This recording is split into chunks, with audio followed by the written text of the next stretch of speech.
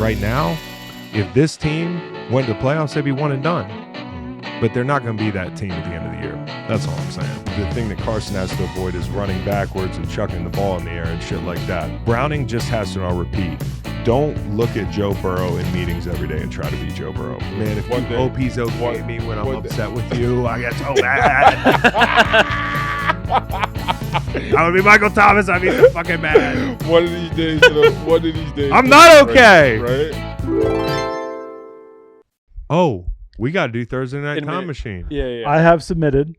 Are we doing this on this show? Yeah, this show. Beginning. So people at home, this is what we thought Thursday as of 6:51 p.m. All right. Have you texted him? Yes. 4:32 p.m. he texted me. Hold on. Okay. I was actually happy you won last week because I won money. Thank you. Yeah. Are you going to do Chris first or me? I'm going to do Chris first. Okay. Chris, 33-23 Bills. Wow. Macon, 34-17 Bills. Oh, wow. I'll be happy if you win. Oh, wow. But no, if you win, that means my bet wins too, because that means Dolphins will cover, right? I'm going to bet the over. I think the Dolphins might cover. I'm afraid they might cover. Yeah. 17-10. Middle of that's 13.5. Really, the key number is how many points do you reasonably think this Bills offense scores on this defense? It's 35 points. Do you? Oh, yeah. I know what you're thinking. You're thinking I'm happy because the Dolphins lost. That's not it at all. I'm happy because Matt Prater swung his fucking leg when I thought the over was dead in the water. I mean, if there was a time for Tua to throw a pick that last possession, it wasn't in plus territory.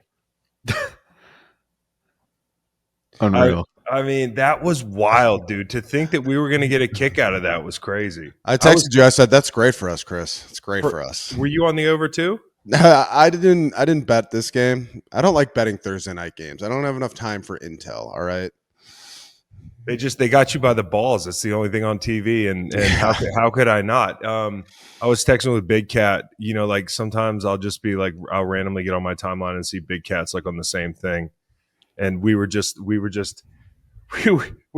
nervous. We were so nervous that last drive.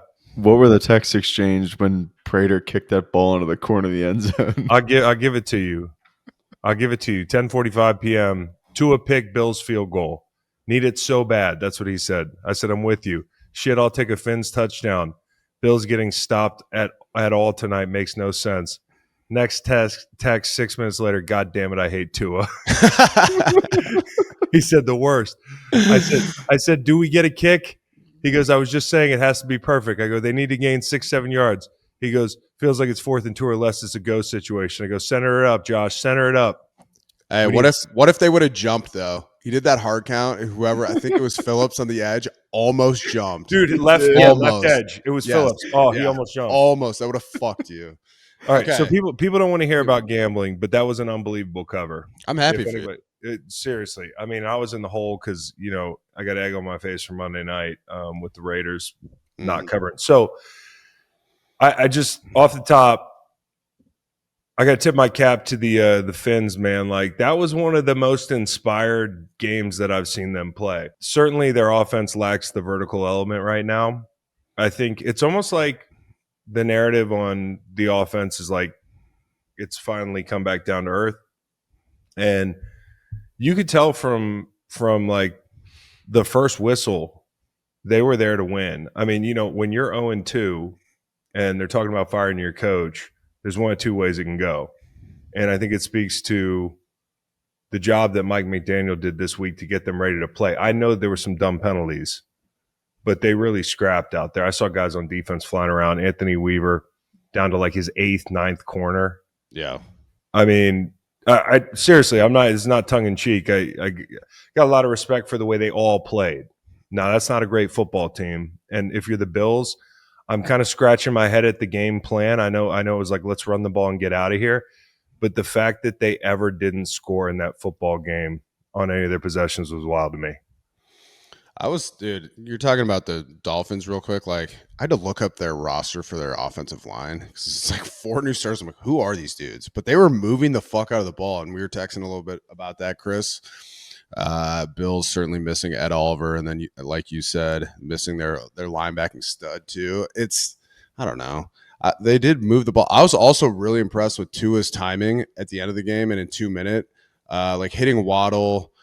He had a couple nice passes to Tyreek as well, but it just feels like they're missing so much. And I love the Bills. All right. The Bills offensively, they're so balanced. I love their commitment to quarterback under center. There's something about Josh Allen under center with like 12 or 13 personnel that is so pure. I know you're not a fan of their game plan, but like, I liked it. I think they run the ball well. Cook is a dog. Obviously, they run the ball well. I'm just saying at some point you got to make that a 2-score game.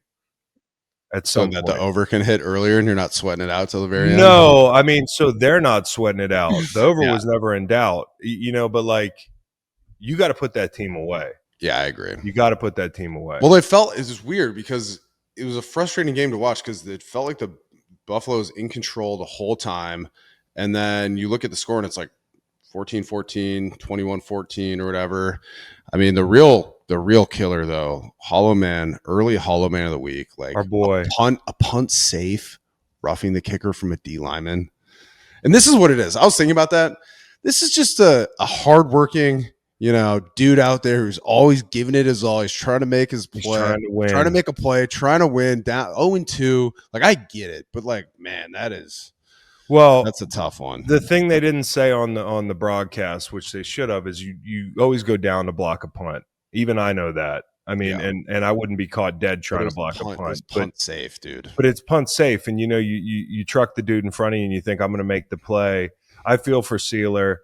This might actually help play out my dream of him being traded to the Tampa Bay Buccaneers. Ooh, Not that he would never get traded over blocking a punt. He's got so much good equity there. Like, he's played his ass off. He's been one of the best interior linemen in the league over the past couple of years. So, not a guy. It sucks because he's a defensive player by trade, but he makes a big mistake on special teams. It's almost like that's not what I do. It's the classic game where you just felt like the Bills, no matter how close it got, were going to win. Like, my wife walked in, she went out and she was playing pickleball. Hey, love that. How'd you do? Pickleball at night? Yeah, I mean, hey, you got to get it when you can get it, man. I think I need to put a fucking transponder on her car. So she walks back in from playing pickleball, and she's like, "Wow, this is close."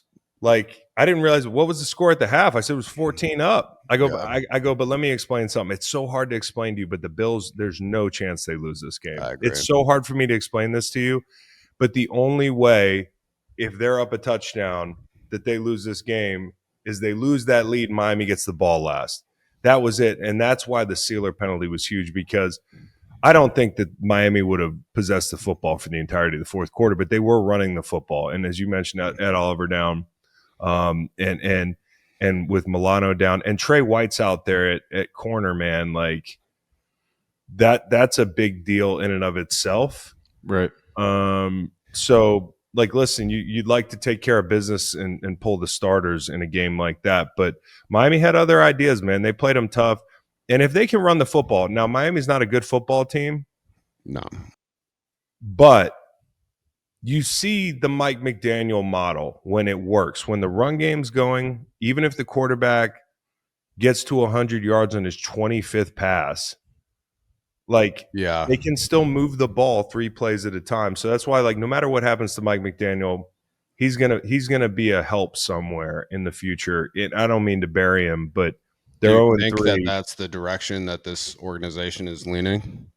I don't know where the organization's leaning, but the saving grace for them, and that's why this really hurts, and that's why, like, this a lot of times, like, I'm not saying it's like the last hurrah or something, but when you're 0-2, you got a chance to get to 1-2, and look at their schedule in the next couple weeks. I think they have the Jets, the Panthers, the Chargers, and the Browns. 3 beatable teams. 3 beatable teams in their current situation. I don't know that they are, and I'm sure what the dream that Miami's selling is.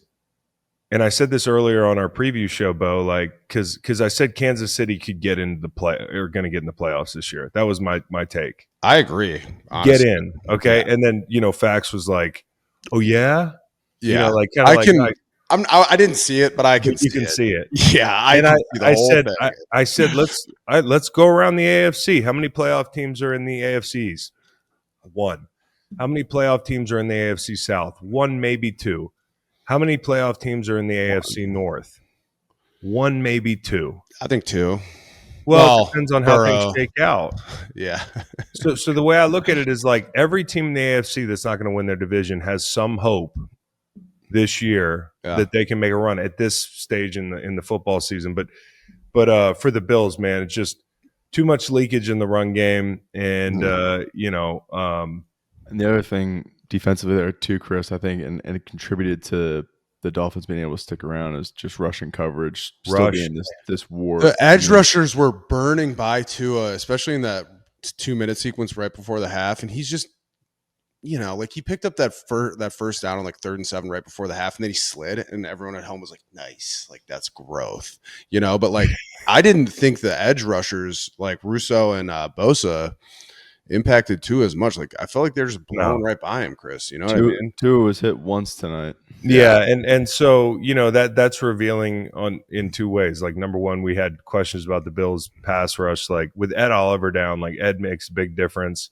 Yeah. You talk about for edge rushers being able to burn the corner, having a guy inside that pushes the interior of the pocket. Like Ed's gotten after Tua and reset the pocket, so to speak. And so like it makes the corners tougher to round. But I also want to give some props to the Miami offensive line. In the run game, obviously, but you're talking about 2 young guys playing the left side of your offensive line, and like Patrick Paul's been doing a pretty good job. And so like I don't know where this particular team's going, but they showed fight. And the young offensive linemen played well, and they kept Tua clean. And it was ugly at times, but they were able to move the ball up and down the field. By the way, Taylor Rapp is the friendly fire king. He really is showing up left and right on tape. Like he like you got to sign a waiver to play on his team. Yeah. It's wild, dude. There's always that guy though on each team. Like there should be a fine, maybe like a little fine system in the DB room for that. That's friendly fire fine. That was a beautiful drive to tie it up at 21. That was a beautiful drive. That was a burn the ships drive. We're throwing throwback passes. We're going for it on 4th down. They got points before the half. Like there's a lot to build on there for the Dolphins, but really good on 3rd down. Like I think the one question I have for the Bills coming out of this game, because I know we'll get better at corner, we'll get the guys back in the front 7. But if I'm the Bills, I'm kind of worried about Matt Prater. Oh yeah. I know he's just got to swing his fucking leg, and it worked out at the end of the game there and everything. But that first kick, it looked like me when I've had too many left-handed ciggies at midnight playing Madden. And then that last kick that the overhit on was like, yeah. What do you mean? That's the hero so far this year, Chris. Come on, he's gonna straighten it out. But he's a hero, but he doesn't strike the ball with a lot of velocity or command. He's older than you, my guy. I know. And this is the hero arc of the street free agent. It's like first game in, they make this big play. You're like, oh my god, like look what we got here. Yeah. And then you're like, oh yeah, look at what we got here. This guy off the street. Yeah. Can I tell you guys? Complete topic change. One of my favorite moments of this game, totally unrelated to football, is they cut to Stephen Ross in the box with a pair of binoculars, and he just looked like a movie villain. Like he was, he was just staring at like their coaching staff on the sideline. It was so funny, dude. Something about it just struck me as like, I hated it, but I also thought it was objectively hilarious. That's not like a football guy move, in my opinion. Bringing binoculars to a game, but neither is like colluding on a yacht, like a docked yacht. No, he needed like some of those binoculars where it's like a stick, and then they're like metal, kind of like this. Like peering from the box. So that something about that image just fucking. You need I like a thought it was so monocle. funny. Yeah, exactly. isn't Or that like fucking- one of those telescopes, like uncork it and like. What's just the look word? right It's not into it. colluding. It's fucking tampering. Yeah, Tampering, That yeah. was his thing. I don't mean to. it's kind of I the don't same mean to thing. apply. No, it's a little bit different.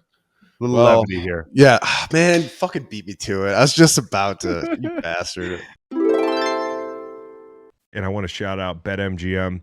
This football season, BetMGM wants to give you another chance at first touchdown scorers. With BetMGM's second chance promotion, you'll get your stake back in cash if your first touchdown scorer scores second instead. Bet on any pro football player to score the first touchdown of the game.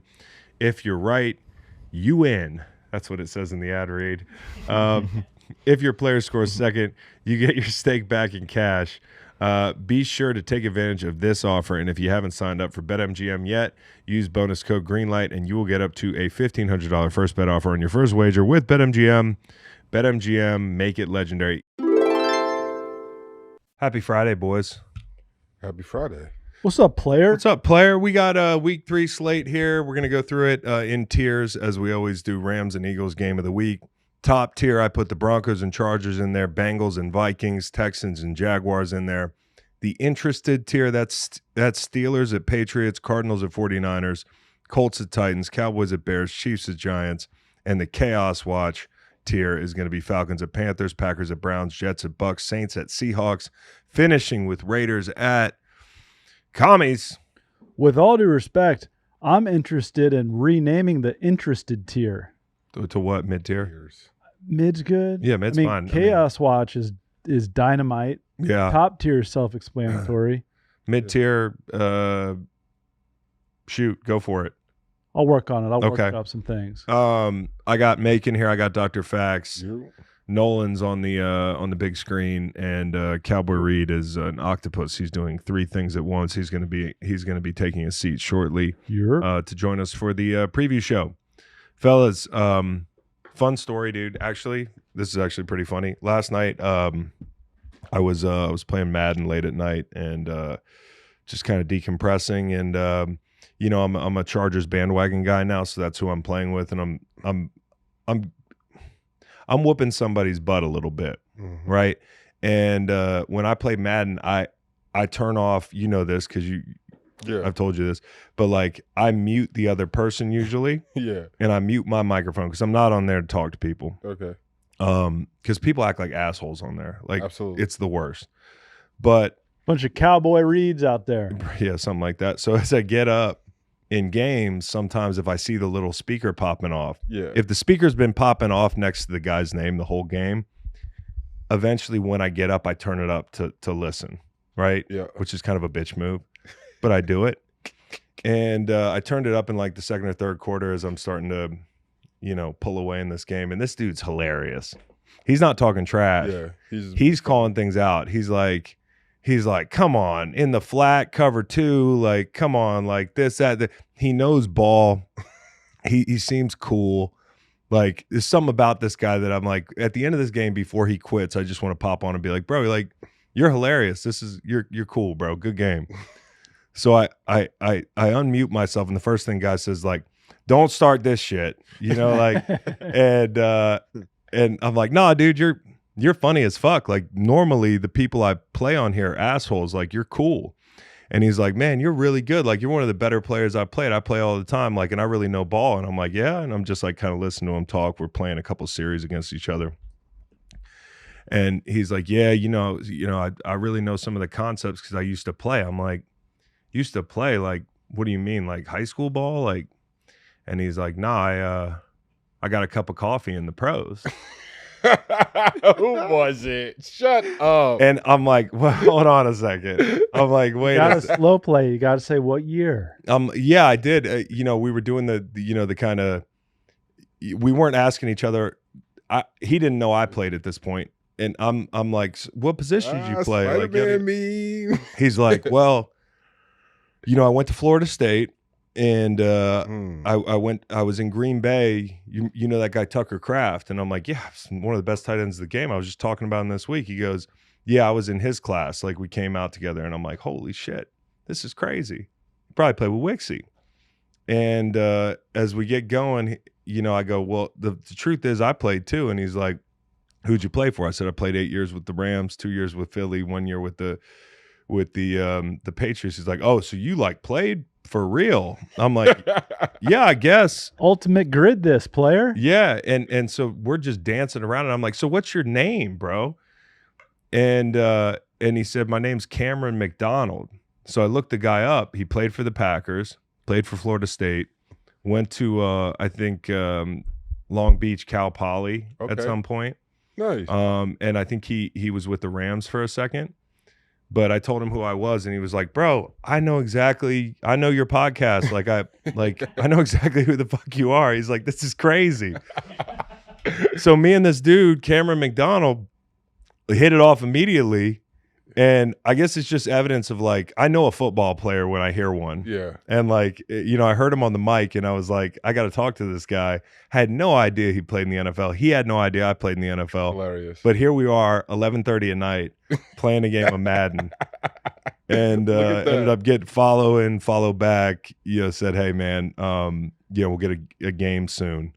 He's the coolest fucking guy in the world. So shout out to Cameron McDonald. That's Shout all. out to Cameron. It's just a brotherhood out here, man. It's a brotherhood of men. Not to be a jerk to ruin a great story. What? But what if it was a scammer and they just memorized? It wasn't because he hit me with the follow.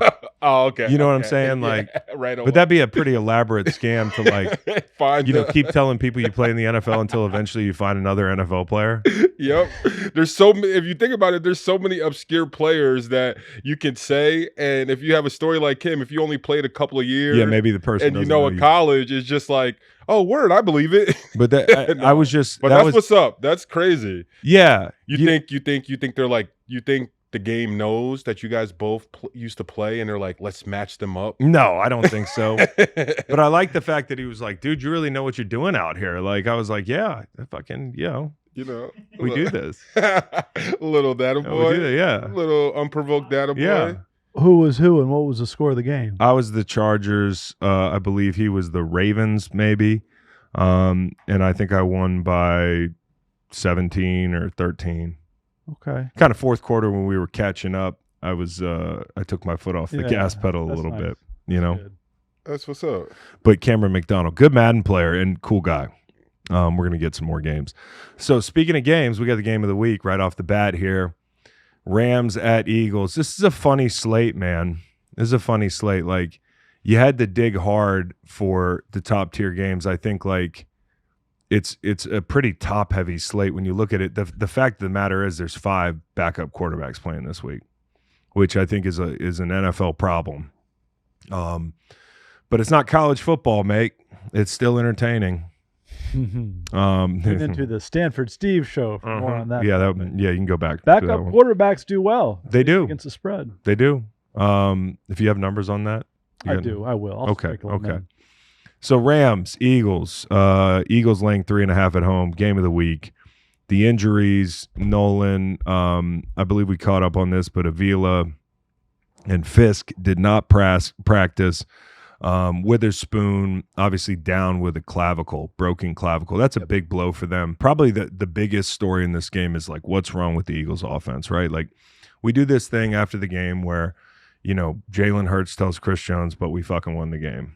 And like, I'm all for it. And I love that that's his mindset. And that's who the Eagles have become. They've become this team that they take their ego out of winning, Now, if you lose a game and that's the way your offense plays, it's a totally different story. Like the reaction in Philly this week would be a lot different if Travis Kelce catches that ball and they go on to win that game.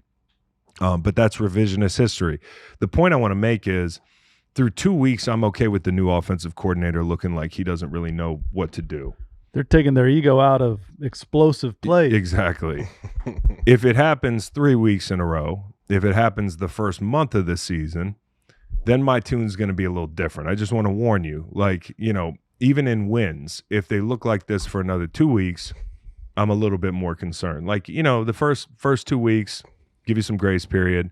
But Eagles fans, all they care about is the tush push and winning and getting a couple yards in first downs. I promise you, though, if you're on Eagles Twitter, if you're consuming Eagles content, I think the number one thing that they're talking about this week is Patullo and his offense, and why Jalen Hurts' average depth of target's the lowest, it's ever been, and there's no explosives and that sort of thing. But I think part of that is based on who they played last week. We talked about that last week. Like, hey, they played the Chiefs. The Chiefs, they brought pressure over 50% of the time. They played zone behind it and invited you to take the check down. So, and I really can't, there's nothing I can pick apart in Jalen's game, because in the big situations, he hit the ball to Smitty, and the run game is another thing. People want to talk about the run game. It doesn't look the same.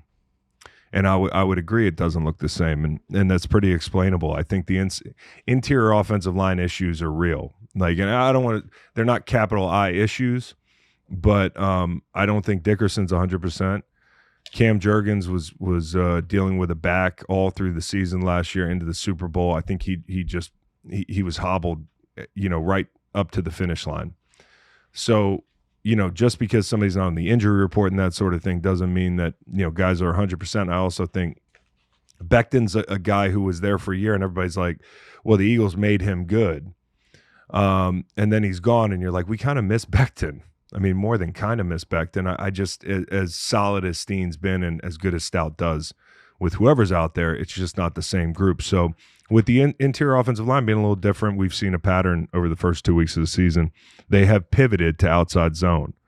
From 22 to 24, no team ran inside zone more than the Eagles at 35.6% usage, and that's fourth in the NFL in EPA on those plays. I mean, they got a lot out of inside zone, and now their inside zone rate is more like 11%, 11.1 through 2 games, and their EPA is 14th in that area. So that's a big drop off in confidence and in execution. The good news is they rank 6th in outside zone usage rate right now at 39.7%.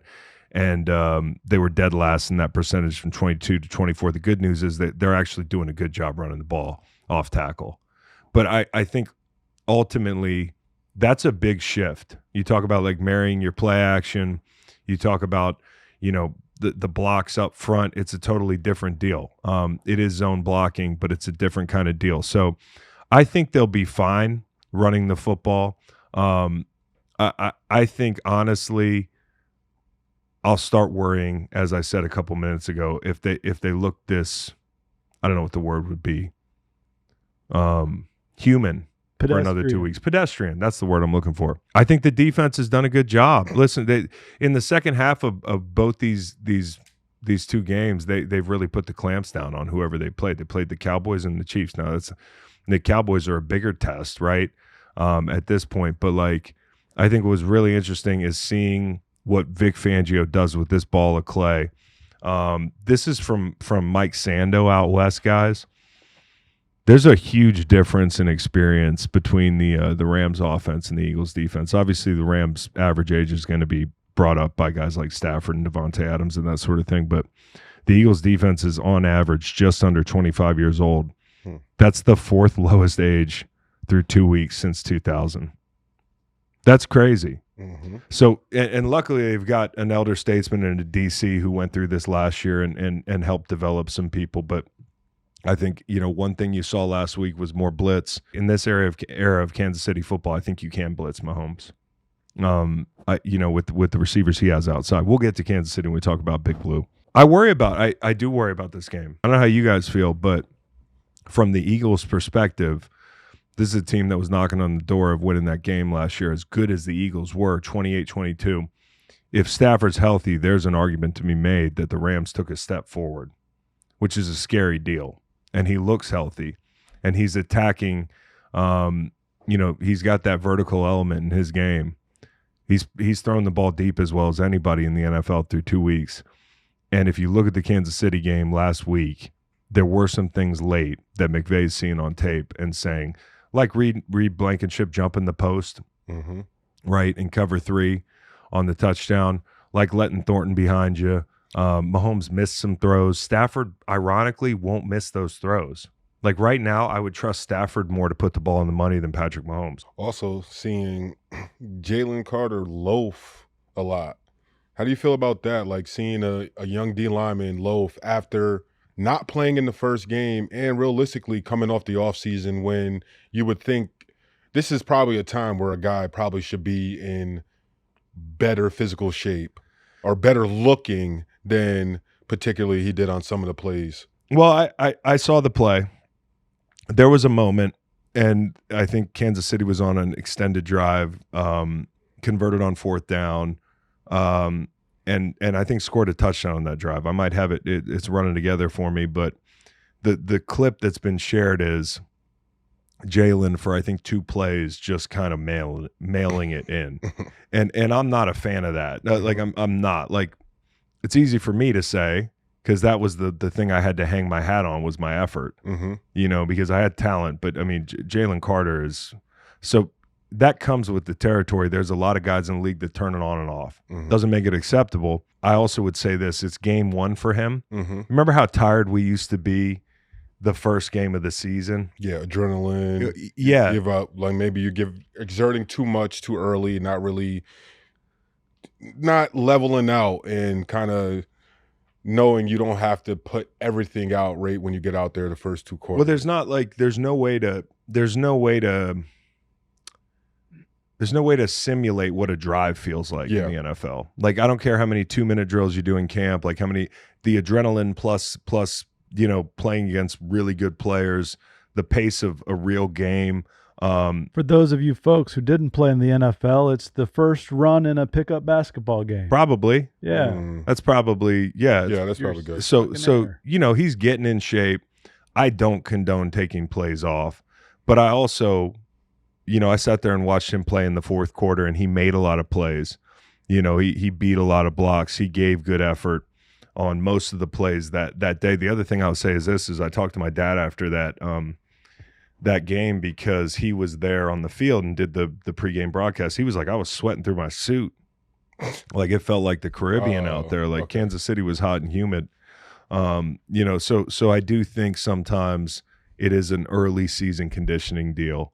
But I will say this, as far as Jalen Carter's concerned, he has to be their Chris Jones. I kind of put it this way preseason. If he plays like Chris Jones, he takes plays off too. He does. He does. Someone else. So maybe he took that to heart. But no, but I hear you. As far as being the centerpiece, like he makes the whole thing go. And like I mean, not that it sucks.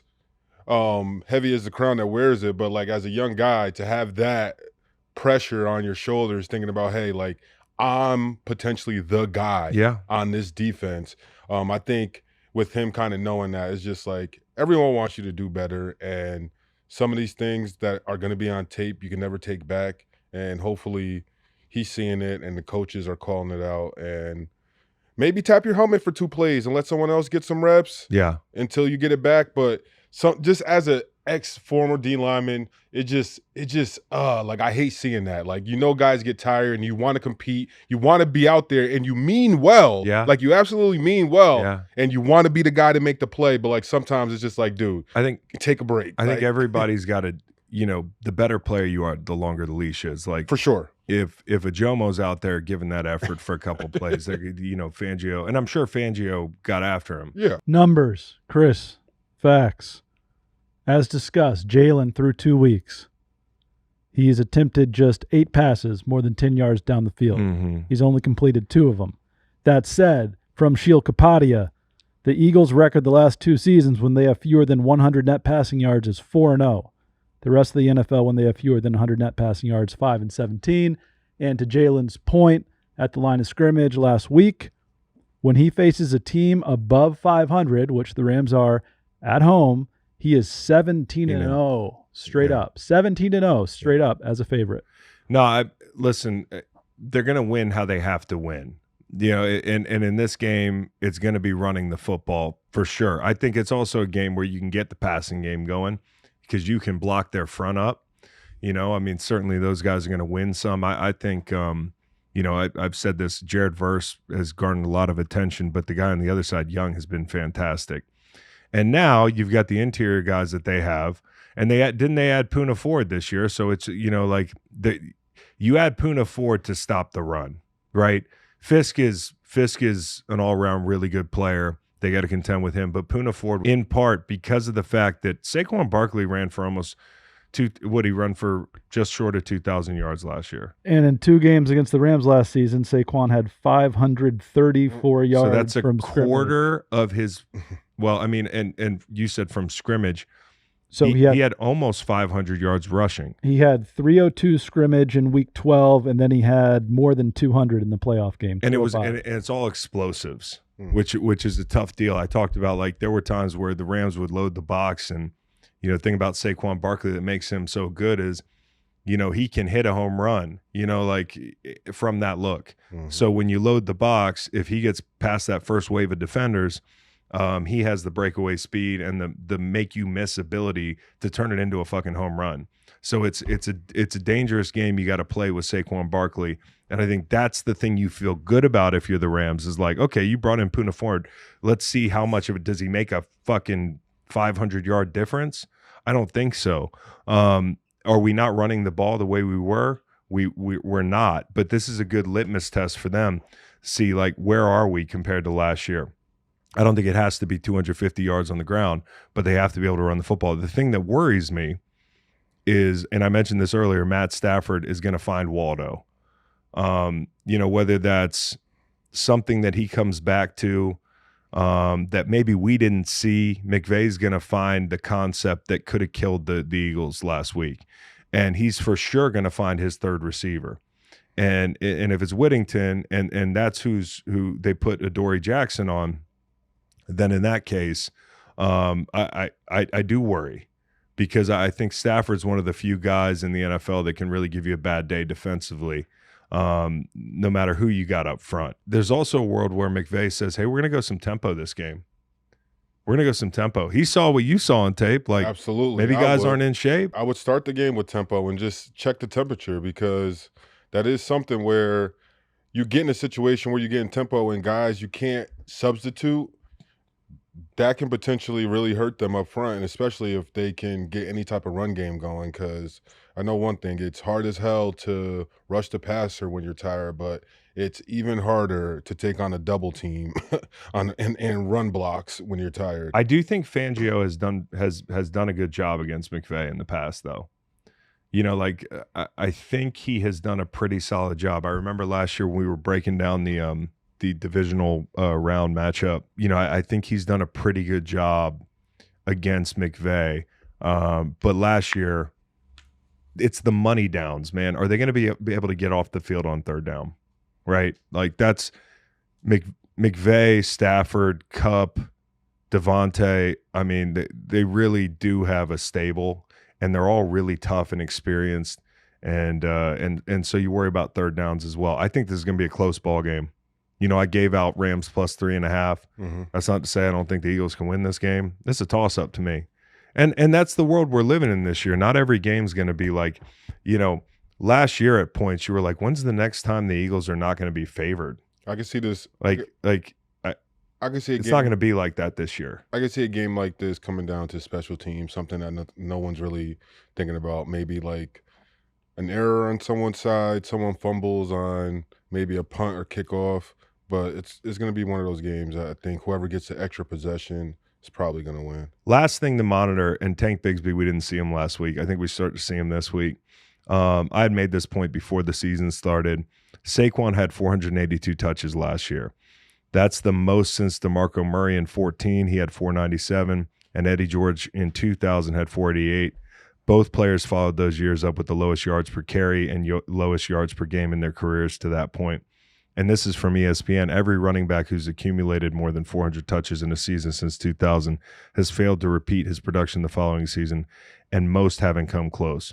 And I think that's what, and I wrote this preseason, that's what makes A.J. Dillon and Shipley so potentially important for the Eagles offense, especially considering you want to pace Jalen, who had 150 carries last season. The Eagles are analytically inclined. They read this stuff. They forecast.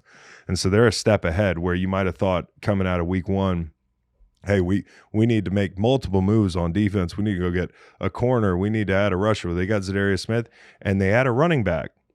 And I think that's what – it's not because of anything they saw. I think it's what they foresee. Do you think Big Dom might need a Big Dom? Does he need a security guard? I'm just seeing a lot of them. That's pretty interesting. He has a headset on now. He's treating the post-game handshake like it's a SEAL Team 6 operation. He's walking Jalen Carter to the locker room. He's probably disappearing people midweek. No, but he's lovable. Here's the thing. Every team's got a security guard. Oh, I don't know. Every team's got a security guard. You said nah. Nah. I trust him. Every team's got a security guard. We just know the Eagles guy. Yeah. If you started to pay attention to, Cleveland's Big Dom, you'd be like, what the fuck? He's hanging out with this guy every week. He's, like the Ravens. The camera's on him every week. Well, yeah, the camera's on the head coach or the best player. It's like the Ravens doctor. She's a celebrity. Yeah. She was walking down the street. I'd stop her. Well, how about the all non-player and coach team? It's Dom. It's Jim Irsay's daughter. Oh man, yes, Carly Irsay. Damn, facts. Yeah, bro. I've been meaning to shout her out. What did you want to say? I think everyone should back off. And in so many words, get off her dick. Because if you were handed a multi-billion-dollar company, I'm pretty sure if you wanted to keep it in the billions, you will be doing everything you could to learn everything that you could possibly about that company. About your business. And her wearing a headset and people calling it micromanaging, and really it's just the fact that people can't wrap their head around that it's a female that owns a team and she's actually invested in trying to learn about the game, and her investment, I think it's crazy. And the stuff that people are spewing. Get off my dick, Shane. It's just I'm just going through the script. Get off my dick. And I applaud her because it shows that, hey, she wants to learn more. And for a franchise that had a quarterback like Andrew Luck and what they had to go through with losing him because he got so many concussions, they couldn't take care of it. That's probably something that probably affected that company's bottom line. Oh, for sure. And as a new owner, why wouldn't you want a little bit more insight to what's going on so something like that potentially doesn't happen again? I see. I take no issue with it because I don't know what she's doing. I take issue. You take You do? issue? She was wearing the headset before she became the owner. I think it's suspect. Why? Who decides now who It's opens the roof? micromanaging. So Micromanaging. is it suspect for Dom to wear? Why does he have one on? Yes. No, Okay, Yes. okay. I think it's strange. Okay. For It both. doesn't bother me on either person. Yeah. Now, if they start barking out play calls while the clock's winding down or they're in Yeah. the coach's ear, Top game of the top tier. Broncos and Chargers. It's the sexy AFC West pick in the Denver Broncos preseason versus the sexy, 2 weeks. dare I say, fourth place pick. It was okay. The Broncos will win it. Yeah. Chiefs won't fall past second place. Raiders look pretty competent at third. Oh, Rashawn Slater's hurt? Mm-hmm. Let's back up the Chargers. And the Chargers have a lot of names on defense that you don't know, but they're playing great. The Chargers are playing really well, and I told you I did this whole about face and apologize to Chargers fans for. I really did have a hard time with the AFC West this year. I'm sure you guys go through it, where it's do I want to disrespect the Chiefs? There is a certain level of earned trust.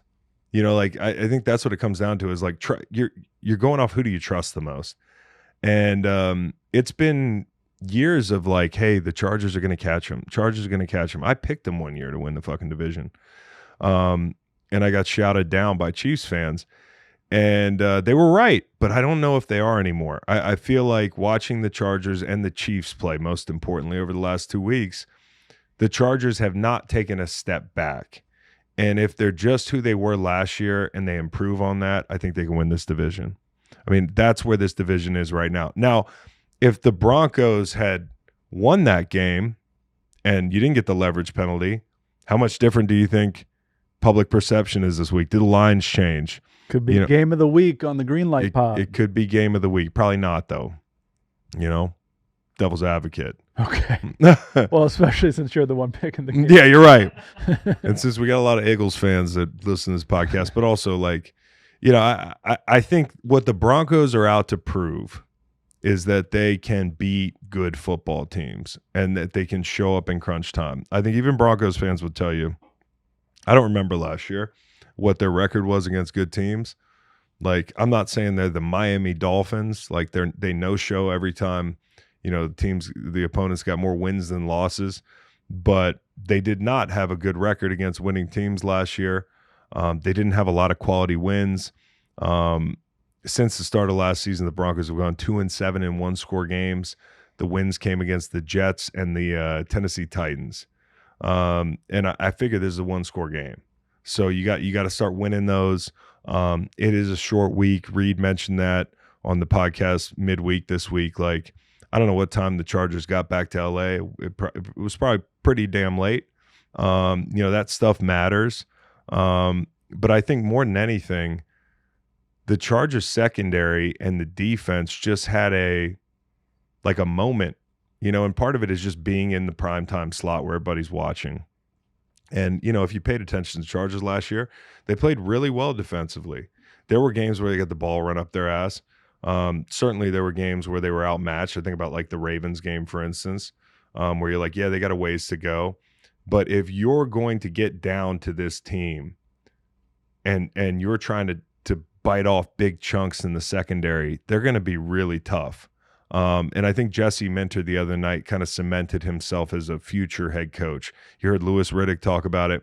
Sometimes it feels like, it's like a coming out party for a coordinator where everybody's like, okay, he's the next hot name. And I'm sure this offseason he will be a hot name.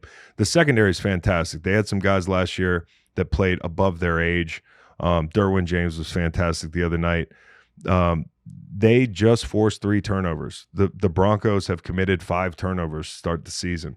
I think Bo Nix, as good as he was last year, there are things in his game where I'm like, you got to grow up a little bit. One of the things that I think he has to improve doing is an exit strategy when you do get pressure, especially up the middle. The good thing this week for the Broncos is they probably feel good about the matchup up front. They got one of the best offensive lines in the league. Khalil Mack is down. He had the dislocated elbow. He'll be out for a while. When I watched them late in that game, they were getting to Geno and the pocket was collapsing, but Geno was trying to break off these big chunks. And, he was 0 for 12 on 10-plus yard throws. I know you said 10 earlier, but I think it was 12. And on the year, opponents of the Chargers, is a very small sample size, 4 for 20 on 10-plus yard throws, 3 interceptions, 32.5 passer rating. So and Geno did not take advantage of some of the throws that were there. That's Bo Nix's job this week to do that. There will be throws available to make, especially if you can block these guys up. The thing I expect to see from the Chargers is some manufactured pressure, some sim pressures. They got home on a sim pressure last week. And I think it'll be interesting to see over this time period without Mac, who steps up first and foremost. Can Tooley be like an A rusher? I suspect they're going to have to generate pressure, and I think Derwin James, being the Swiss Army knife that he is, factors into rushing the passer. I think the game for the Broncos comes down to running the football. We talk about what Bo Nix can do better. They've done a good job running the football, almost 5 yards a pop this year, and the Chargers, I don't think, as fair as I could be, because I am back on the bandwagon, they haven't been tested in the run game. The game script Monday night did not support the Raiders pounding the football, and the Chiefs don't really have an identity running the football. So this is going to be a big test for them. The Broncos have run the ball. The Chargers on the other side need to run the damn ball. You bring in 500 pounds worth of running backs, and I understand the first 2 weeks you've looked great because the passes set up the run, and I was complimentary of the fact they came out and they went play action week 1. And week 2, the split in the first quarter was 3 runs, 13 passes. Who had this on their bingo card that a Greg Roman offense was going to pivot to being like a pass-first offense? I think that speaks to how good the quarterback is, and I think they recognize that. But also, they have to get this run game going. One thing is they've got 3 new offensive linemen, and I think they've handled that better than the other teams that are replacing a bunch of guys. We'll talk about Minnesota in a second. Quietly, everybody thought the offensive line was fixed. Injuries, young guys, retreads, veterans that have had to play. Like, it hasn't looked great. Detroit stumbled out of the gate. The interior offensive line doesn't look as good. We just talked about Philly, like, having to replace some pieces. The team's so good, it doesn't become a big issue. But the Chargers have done a good job working around this group. And I also think Trey Pipkins did a great job Monday night. It's the 3rd time I'll shout him out. Having to block Max Crosby's a tough deal. So Chargers, EPA per dropback, 1st in the NFL, EPA per rush, 32nd in the NFL. Who had that on their bingo card? Not I. Chargers favored by a field goal. Feels like it could be a Denver spot. It does feel like a Denver spot. I hate to say it, but I'm still going to inevitably bet the Chargers because I'm so emotionally invested this week. Do divisional games carry over year to year? Do you remember what happened last year? Because Absolutely. It was 2 Chargers wins over the Broncos by 7 points. Denver led by 11 in the second half of the game in December, ended up losing by a touchdown. I think you bet. I think it matters. I think you bet on the side of Herbert until the breakup rumors start. Oh. I think he's on a high right now. Her last name is Beer, yes? Yeah, Beers. Beers? With an S, right? Or beer? Singular One beer. beer. Okay, beer. 1 beer. Yeah. Responsible drinking. Yep. First 3 games of the regular season, 5 backup quarterbacks would be the second most we've seen since 2013. In 2019, week 3, we had 6 backup quarterbacks starting. They went 5-1 against the spread that day. Wow. This week, we could have Jake Browning, Carson Wentz, Mac Jones, Marcus Mariota, and Tyrod Taylor. Bengals at Vikings would feature 2 of those guys. Backup bowl. I'm really excited about this game because being personally invested in the Bengals being put on the grill every week by my friend Nate, and also the fact that I followed the Minnesota storyline, I think, pretty closely. And, the closer you look at it, we had this take. Well, it wasn't my take. It was Dan Orlovsky's. And then Kevin Clark brought it to our show. And I kind of echoed the sentiment, but that, like, Kevin O'Connell has set the table for quarterbacks in a way that it is like one of the easiest, if not the easiest place to play quarterback. And I think I'm being a little lazy. I think, like, what we've seen over the first 2 weeks, at least assuming that it's always going to be easy to play quarterback in Minnesota. Like, when you look back at it, 2022, he had Cousins. They go to the playoffs. 23, Cousins, Mullins, Dobbs, Hall. That's obviously Cousins getting hurt, popping his Achilles halfway through the season. Last year, Sam Darnold. This year, J.J. McCarthy. So in 23, as good as he is at, like, getting Josh Dobbs ready to play just like that, beating Atlanta, Jaron Hall playing meaningful snaps, and you're like, wow, they're scrapping it out. And even though Mullins went 0-3, it felt like they had a chance in those games. I think he had to play the Lions. So he played some meaningful football, but the fact of the matter is nobody in 23 had a winning record. Kirk Cousins 4-4, Mullins 0-3, Dobbs 2-2, Hall 1-1. So it's not like they're bulletproof on this thing. And, last year they had Sam Darnold. You remember how the season ended, and I'm sure they came out of the Rams game and said, never again. I'm never going to look like that up front again. And I think that ultimately was the focus of their offseason. And they feel good about J.J. McCarthy. They are married to this kid, like married to this kid. They wouldn't let Sam walk and say, okay, of all the quarterbacks I've coached over the past 4 years, we're going to pick this guy unless you felt good about him. The offensive line in 23, the offensive line in 24, it was pretty much the same group. Darisaw, Risner, Brendel, that was the big difference. Bradbury, Ed Ingram, Brian O'Neill. Okay, left to right. In 2025, that group has gotten worse. That group is, and because of injury and because you're free agents, and I think sometimes, like, in this business and just as fans, because ultimately we're just fans, but we do this for a living, is you see they bring in Kelly and Fries, and they're 2 buddies from Indianapolis. They played next to each other. They're veterans. We're infusing some physicality. We're going to fix the problem. We have We have flex sealed the problem, right? You still got O'Neal. Darisaw is going to be back at some point.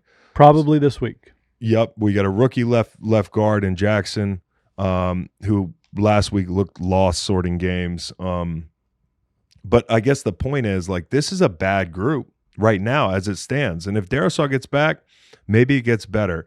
But this offensive line, when you look at that, when you look at the fact that they majored in outside zone, okay, a lot of that has to do with Christian Darisaw. You know, the thing they major in the run game, they're not able to do to the same level of efficiency because they're down guys. They can't protect. They don't have their number 2 wide receiver. And I've talked about, like, where are J.J. McCarthy's easy outs? Where are his hots? Where's the quick game? I saw something this week where they're bottom 3 in the league in quick game concepts used through 2 weeks. That's kind of malpractice. And it flies in the face of it's the easiest place to play quarterback in the NFL. So when you look at the personnel issues they have, it's pretty explainable. And when you look at the offensive line issues they have, it's very explainable. And now they're down Aaron Jones. I would assume you're going to see a lot of Jordan Mason. You're going to see a lot of run game. You also have to remember, you got Darisaw coming off an injury.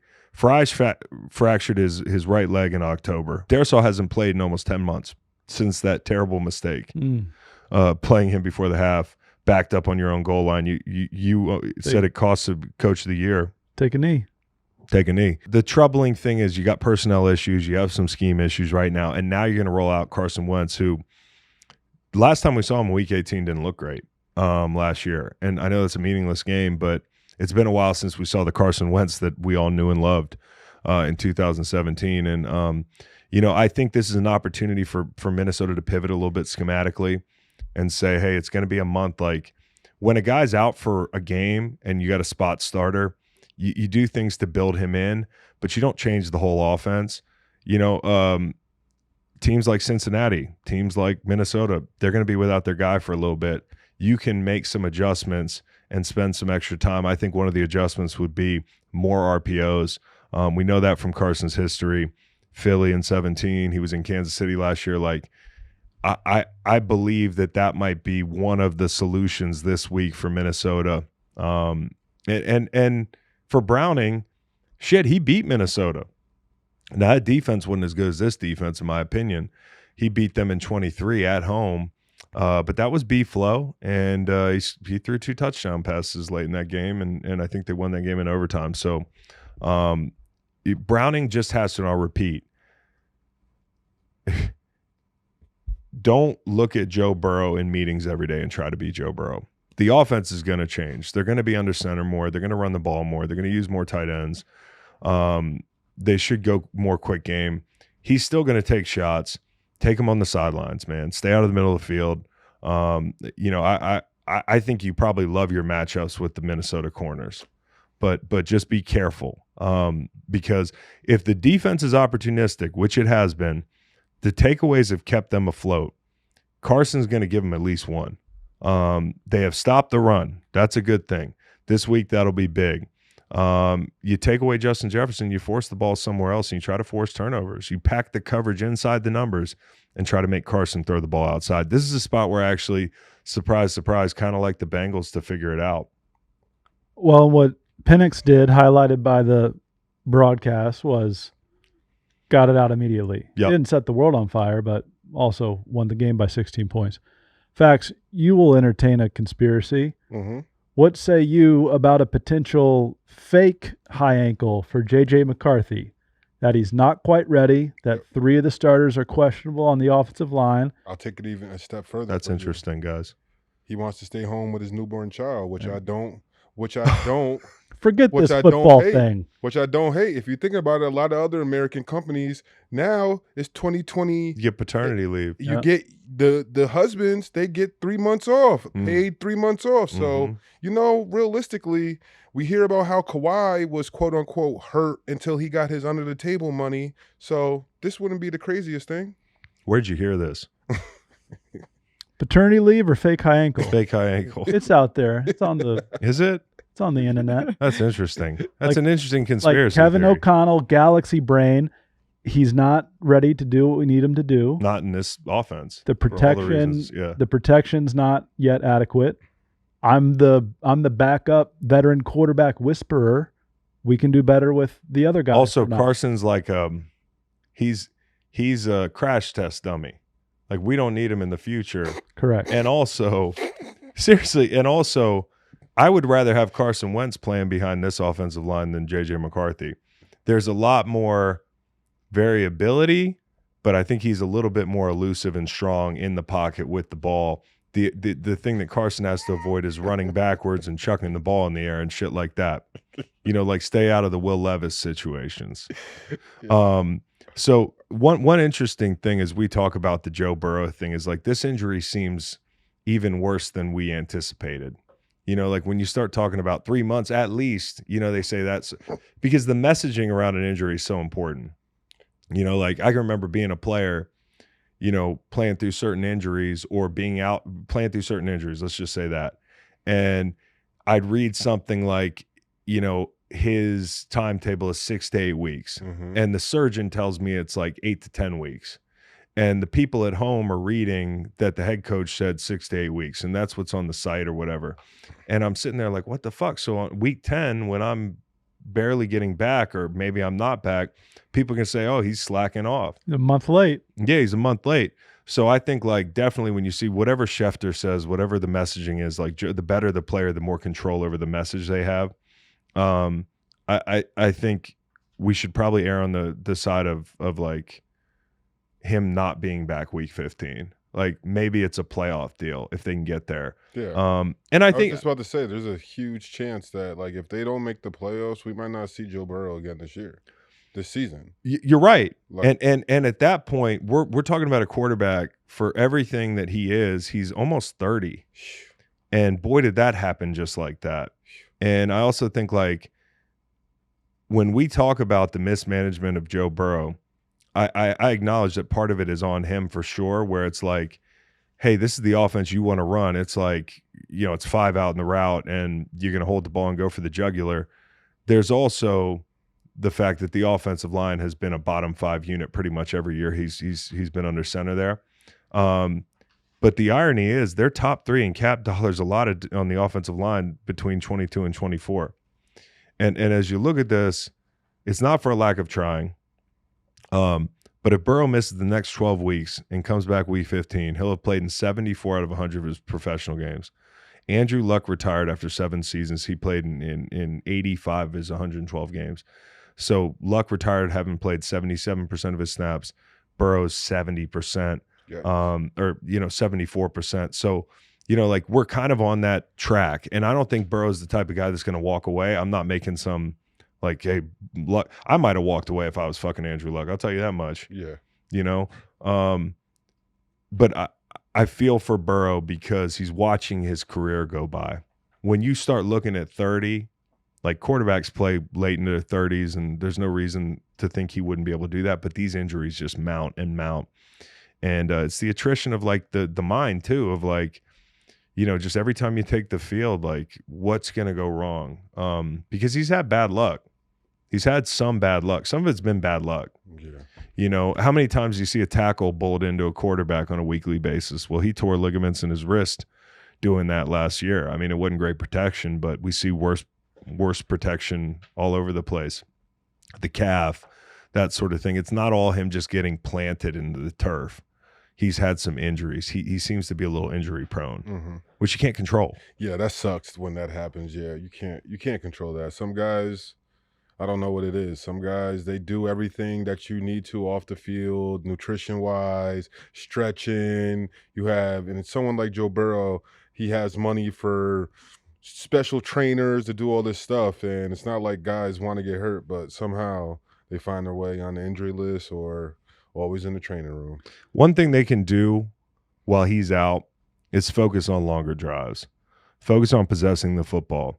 By virtue of taking less shots, by virtue of being less aggressive, you can string your drives out. Throw the ball to Jamar Chase in the flat, which is something they do anyways. Work the tight ends, screen game, give the ball to Chase Brown.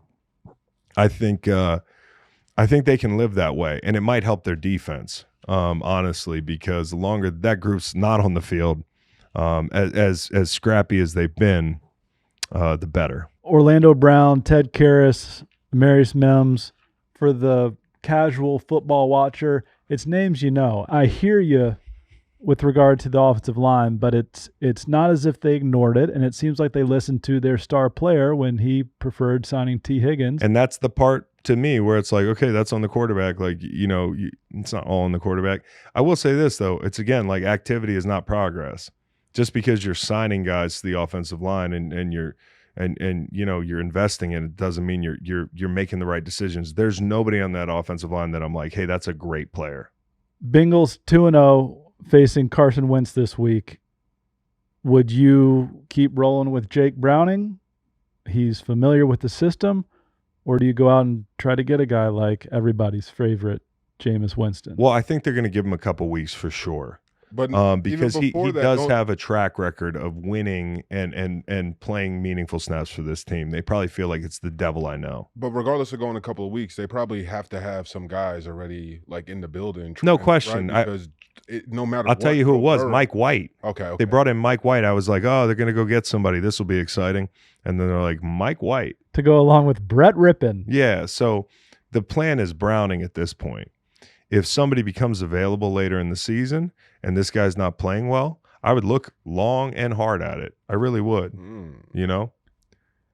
Texans are at the Jags. I gave out the Texans. You're going to hate this. We're on the other side again. Are we? Yeah, because I gave out the Texans. Hey, man. They're going to lose 3 in a row. It's all good. Hey, man. Of the 34 quarterbacks who have thrown a pass in 2025, Trevor Lawrence ranks 28th in passer rating. Yeah, because he has a receiver that is, what is it called? He's committing. Awesome. He's committing, like, what is it? Treason? Yeah, he's committing treason by alligator arming passes. One of them ends up being an interception. It's bad news. And I don't know if BTJ wants to be out of there. How about the word passes? Let's because that's doing some heavy lifting there. Some of these are hospital balls.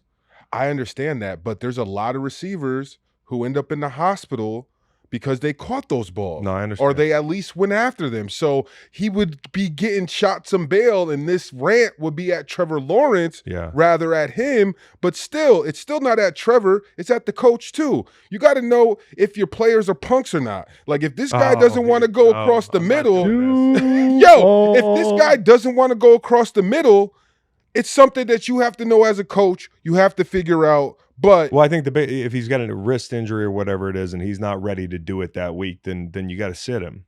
No, you have to sit him. Or make him a decoy. Or he has to say, "Hey, I can't do it." Yeah. Or I'm afraid this week. I've never heard somebody be like, "Hey, coach, I'm scared."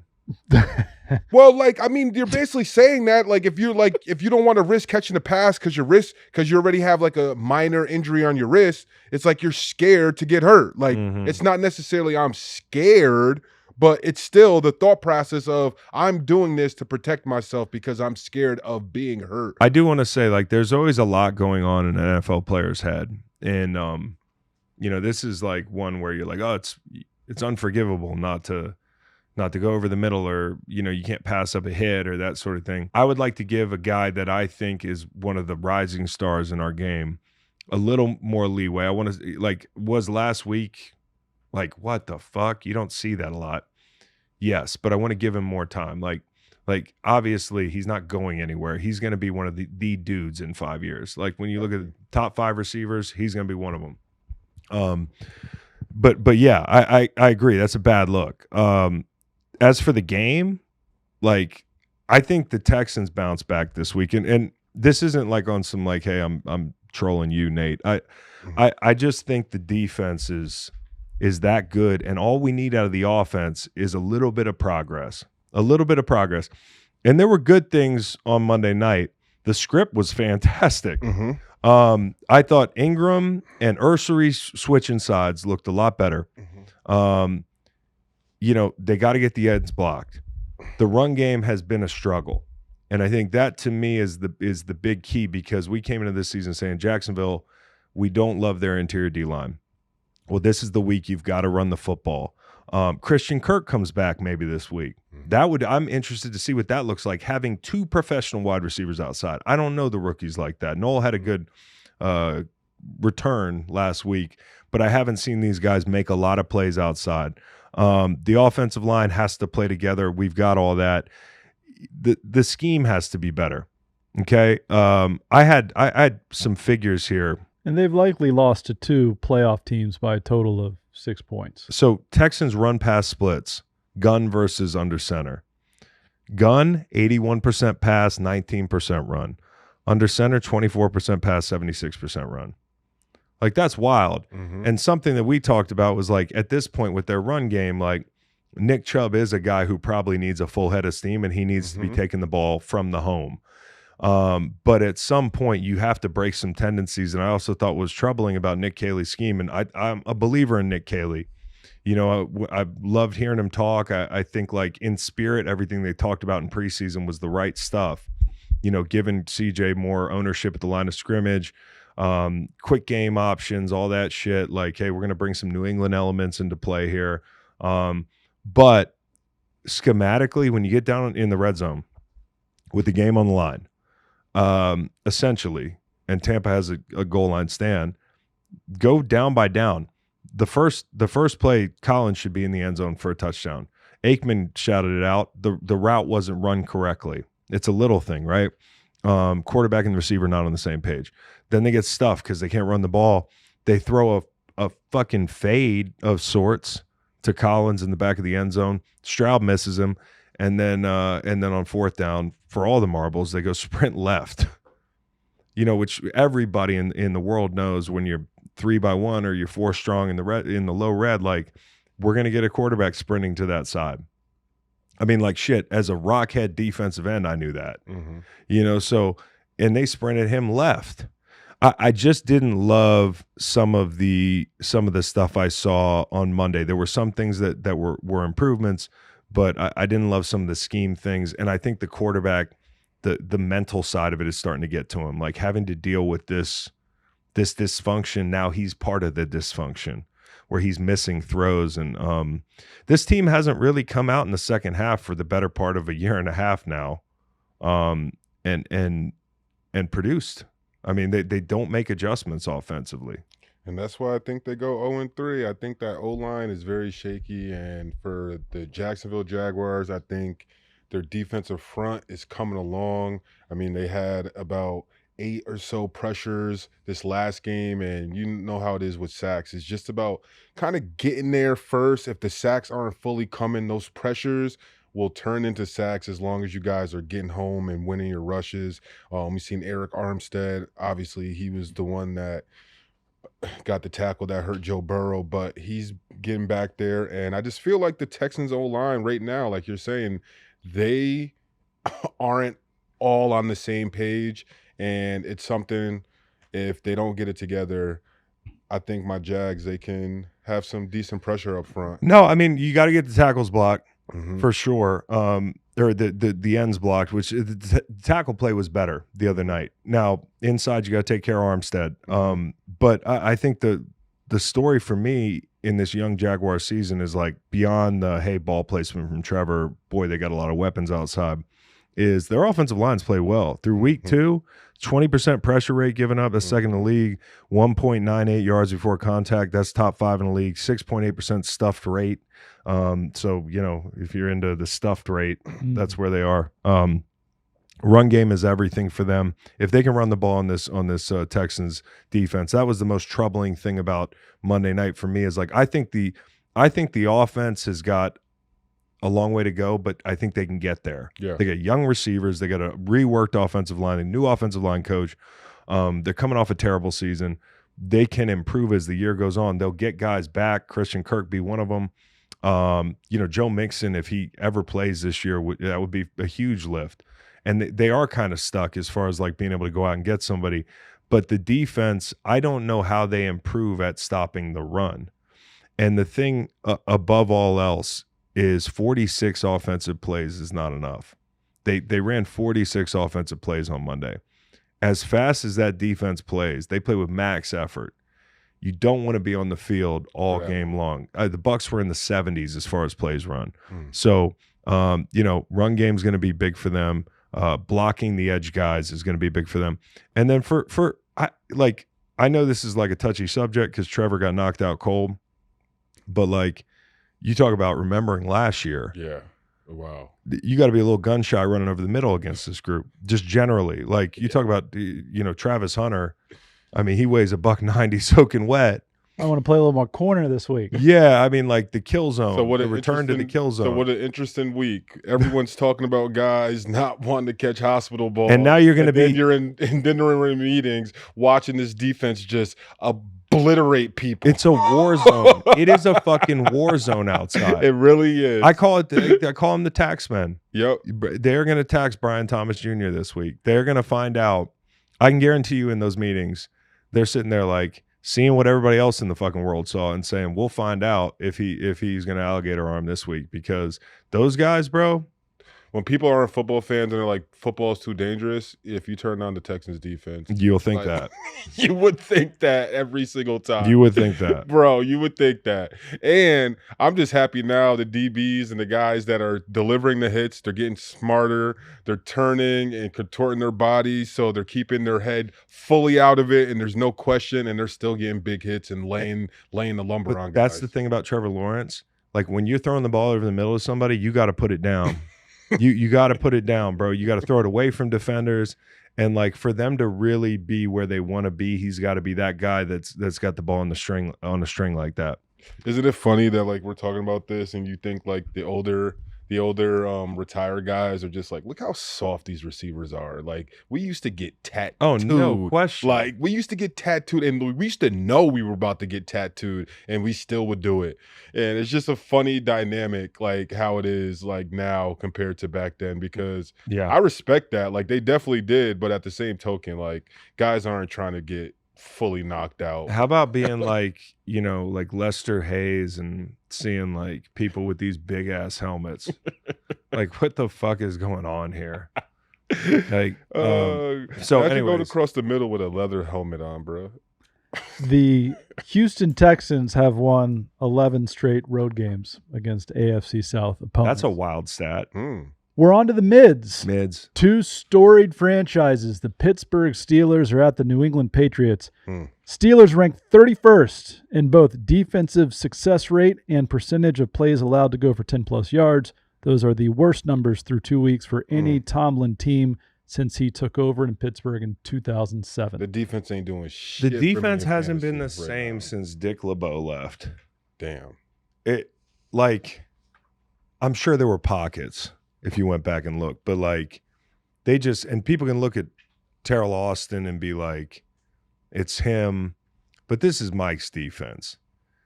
And so, I feel a little bit frustrated for Steelers fans because it feels like nothing changes if you watch the patterns. 30 points each week, the first 2 weeks, quiet as kept. They weren't awesome defensively last year. And, I think the big problem they have now is Highsmith's out.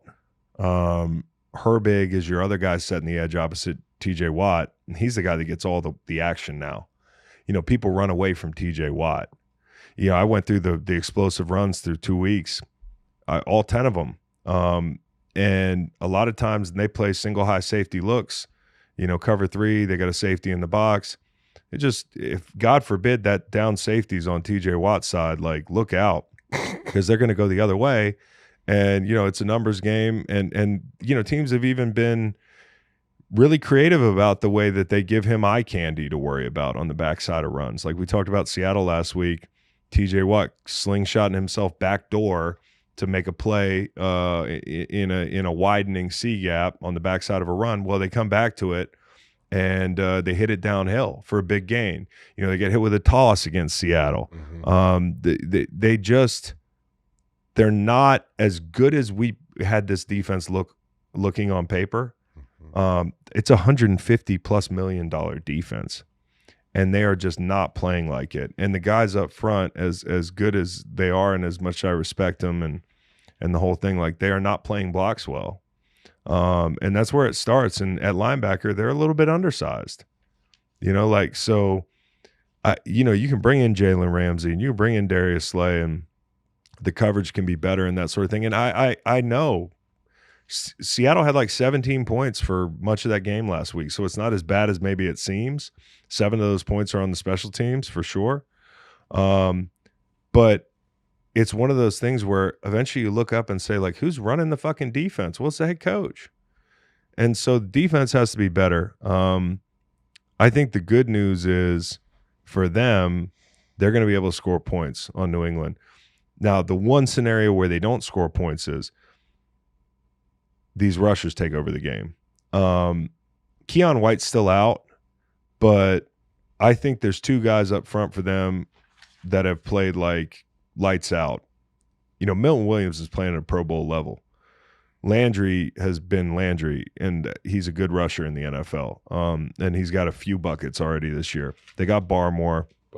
I think the biggest Achilles heel that the Steelers are going to look back on this season and say we spent all this fucking money on defense and we put a 42-year-old quarterback behind this offensive line. The tackle play is not great. You look at the top 3 pressure rates for offensive tackles in the NFL. Fuaga down in New Orleans, that's not been a good watch. School, that has been an abhorrent watch. And Broderick Jones, who we said coming into the season would be a fish. And I don't mean like a school kind of fish. I'm talking about like he's just grabby and he's a big physical player, but he overextends and you know, you can beat him fast. The irony is, though, I looked at the top pressure rates that offensive tackles were giving up, and his time to pressure was like way longer than the other guys on the list, which tells you that Rodgers is holding on to the ball a little bit longer because him and his receivers aren't on the same page yet. So I think for them, you got to take advantage of, in my opinion, even with Carlton Davis, who is a good player in this league, I don't look at their corners and say like, wow, that's a strength of their team. New England's got some of the guys in the secondary look a little stiff, and they've also had trouble tackling at the intermediate level. I think the middle of the field with Ellis and Spillane. Spillane's in a fast guy number, but he's not. Didn't make him any faster. You know, and I love the defensive line, but everything going on behind them is not awesome right now. And so I look at the Steelers and I say, like, can you get the ball to your playmakers to make people miss tackles, make the corners tackle? You know, the run game isn't really a thing that they've been able to feature. But in this game, you've got to at least have some sort of presence in the run game. But I think for me, it's like they need Gonzalez back badly in New England. Total per bet MGM 44.5. Can these offenses dial it up? I think they can. If I worry about one team striking out, it's probably the Pats. Just because there's a universe in my head where like the pass rush is too much for Drake May. But I think Drake May needs to find the underneath stuff. I think you can dink and dunk this team. And I think he had talked about wanting to see Pop Douglas get more work this week. So for those of you who like prop bets, maybe check out a Pop Douglas prop bet. They are wearing red. Pats are wearing red. It's going to be a good-looking game. That's important. Yeah. Arizona Cardinals 2-0 at the San Francisco 49ers 2-0. Double XP weekend. Yeah. It's Kyler Murray time. Is it a double XP weekend? Turn up, COD fans. Fuck, I gave out the Cardinals. Well, buddy, and he had to apologize for wearing a Michael Vick jersey with his 2 dogs. That was honestly one of the biggest storylines from this game, in my opinion. But the double XP thing's even more troubling. But on the field, he has an opportunity.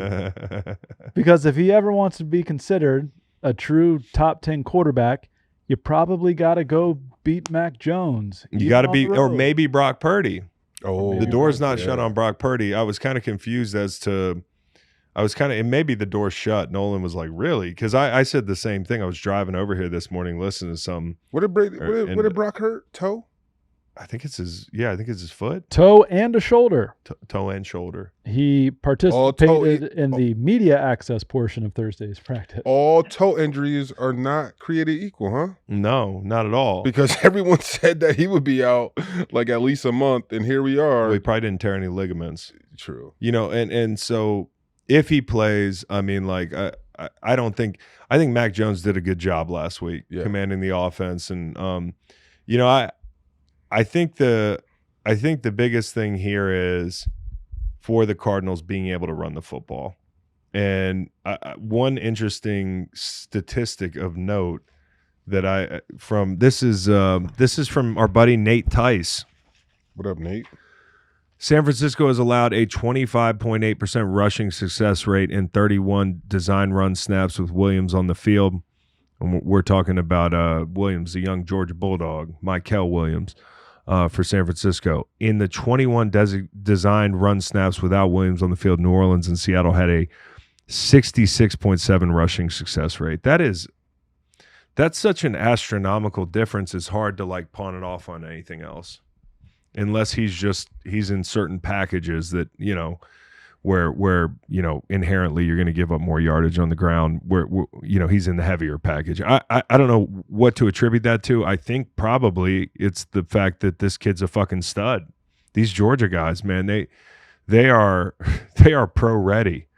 And there haven't been like that many great Georgia edges over the last few years, but they're all physical. Everybody from Georgia's physical, and I think he adds a physicality to this defensive line that's showing up early. You also get the Mac Jones Kendrick Bourne reunion. You remember when Kendrick Bourne and Mac Jones had this beautiful connection circa 2021? Yeah. How can you forget? Well, Kendrick Bourne went for like $800 that year, and Mac Jones made a Pro Bowl. And so, that's a positive for him and a thin receiving group. We talked about him joining the Niners on a 1-year, $5 million deal. I'm surprised the Niners are favorites in this game. And it's not because I think the Niners are terrible. Like, I think San Francisco should be very proud of themselves for everything that they've gone through the first 2 weeks of the season, all the young guys that they've been onboarding defensively. I think Sal is a fantastic coach. But like to be 2-0 coming out of the, they got a chance to be 3-0. Like say the Rams go lose in fucking Philly, which is easy to imagine. Mm-hmm. They're first in the fucking division. Like First that's a place. crazy thing. Oh yeah. With It's home one of these Jaguars. things. If you can just tread water until everybody comes back, then they look like San Francisco. But like. This is a big one for them. It's a big one for Arizona, as you put it. Like for Kyler Murray, this has got to be a game that you win. And obviously, the Cardinals had some injuries in the secondary. Will Johnson did not practice. Melton, who left the game last week, he's actually probably going to be up this week. Garrett Williams on IR, so you probably see Jalen Thompson in the slot. I was going to say either Thompson or Keitrell Clark also played snaps last week with those injuries. Yeah. And they've got a third safety who they like and who's already played meaningful snaps, and I don't mind his tape. Yep, Taylor Demerson. Yep. PD. Yep. So, if they trust him, not a bad place to be playing next to Budda Baker. But we'll see how they I also thought like, hey, we talk about Michael Williams. Stout made a really nice play last week. Like these young guys for San Francisco are playing fast. There's a crazy stat out there that the Cardinals have worn the same colored jersey as Pant for a ridiculous amount of consecutive weeks. Yeah, it kind of works. It'll continue. Yeah, it's going to continue. I'd like to see some helmet pant symmetry at some point. I want to see the Pat Tillmans, man. No kidding. The unstoppable Indianapolis Colts are in Tennessee this week. The stat you've heard all week, Colts have scored on 14 of 16 total drives with 0 punts. This feels Indiana Jones. This feels like such a Tennessee spot because of the hype train. But when you look at it, you're like, I don't know. And the line's moving in 3.5. The line's moving in the direction of the Colts. So I just Colts offense, you're gonna have to avoid playing man coverage in too many spots because you got too many receivers that you got to match up with. They're bigger body receivers too. So somebody like Brownlee's going to give up size to somebody. Jonathan Taylor looks great. I thought last year was with his, I think it was against Denver. He had that dumb fumble and, there was a dark cloud hanging over the offense because of the Richardson experiment and just everything that followed. But he looks like Jonathan Taylor right now. And he ran for 218 and 3 touchdowns last time these guys played. So offensive lines played well.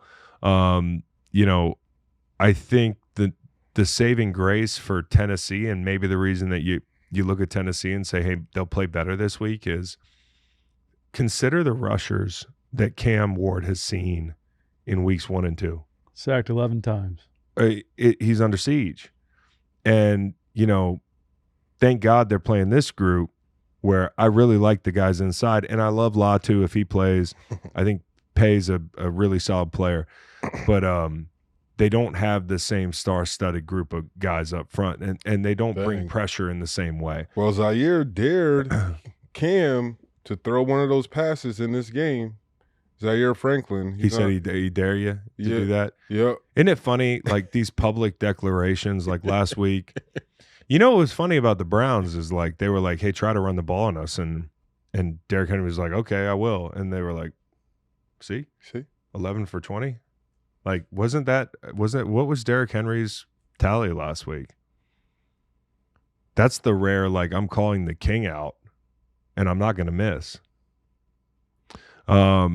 Colts defense, you're talking about like those interior guys, 11 for 20. 11 for 23. Which is fucking crazy. Fantasy owners are. No, I know. Well, when you play the Browns, like, I got to tip my cap to Jim Schwartz. We'll get there in a little bit. But the interior guys, I love them for the Colts. I talked about the ends. The thing that you don't feel great about is Latham's still down, and Dan Moore has not looked good. So, Cam Ward probably gets a little bit of breathing room this week. Can they parlay that into some offense? Can they give their defense a fucking break? Can they run the football? They've run the football at times well, but like the game scripts haven't supported it for them. I mean, like that was a low scoring field goal game week 1 where they could stick to it, but week 2, it was just the Rams had too much firepower. Now, the other thing I want to make note of in this game is Cam Ward had made my favorite quote of the young season, and he said something to the effect of, we practice on grass here in Tennessee. Why don't we play on grass? It's rare that a young franchise quarterback, they don't play on grass anymore. Yeah, snuck that in. They snuck some turf into Tennessee Stadium over the last couple of years. I forget when that started, but I've seen a bunch of people going back and forth about this online in the sense playing on grass. No, with him saying that. Yeah. Is that quote unquote like conduct detrimental? Because isn't that kind of more of a shot at your ownership? Your ownership versus like anyone else. Well, what'd you say about your business? He is the business. Yep.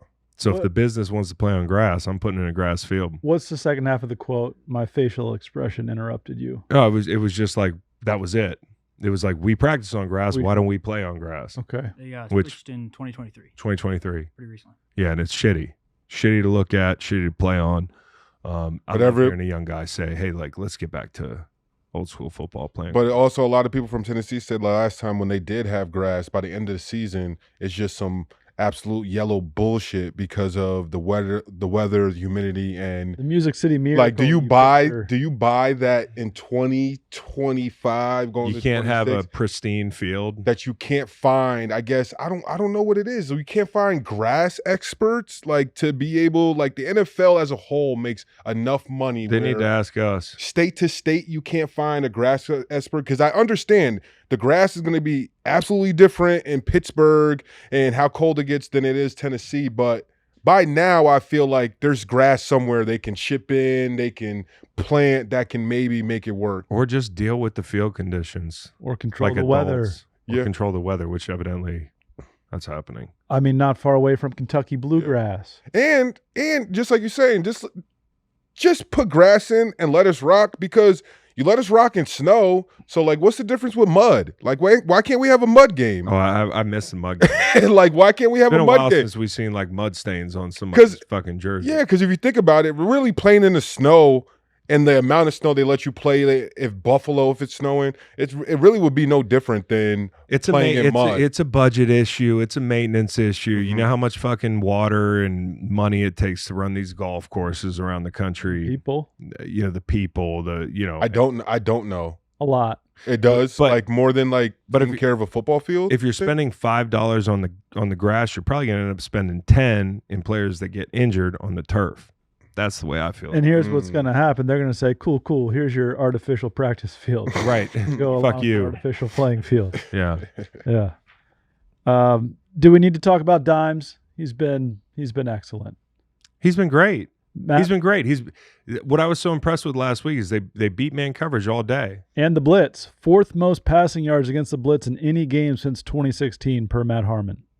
So, that becomes part of the calculus now. Like, we can't blitz him. Like that's a crazy thing to say in 2025. You do not blitz Danny Dimes. Unrelated, but They used to say that about kinda- Mahomes. Unrelated, but kind of related. The good thing about being in the sports card world a little bit and memorabilia world, everyone was down on Daniel Jones, and if you had bought a Daniel Jones card probably 2 or 3 months ago, you buy a card for $67. Those cards are now selling at about $300. It's like a Charizard. Yeah, like it is now, because his stock's going up and that boy's putting up numbers, playing well, rejuvenated his career after, the way he went out in New York is just one of those things that is just funny, like how that works with cards. And, Well, how many times and do we have to value. get hit in the face with a skunk here? These fucking quarterbacks that get drafted high, I know nobody feels bad for them when they get run out of the building that had to draft them high because they're terrible. Yep. But, like, they're talented, a lot of them. Yeah. So, I know we get annoyed when it's like, oh, this guy gets a long ass. But that's easy. leash, But I feel like that's easy for you to say because you're an ex-player and like you actually know ball. Yeah. But for anyone else, it's just like if you don't work out the first play you go, it's he's a bust. He was never good, and it's just like people really don't grasp the context.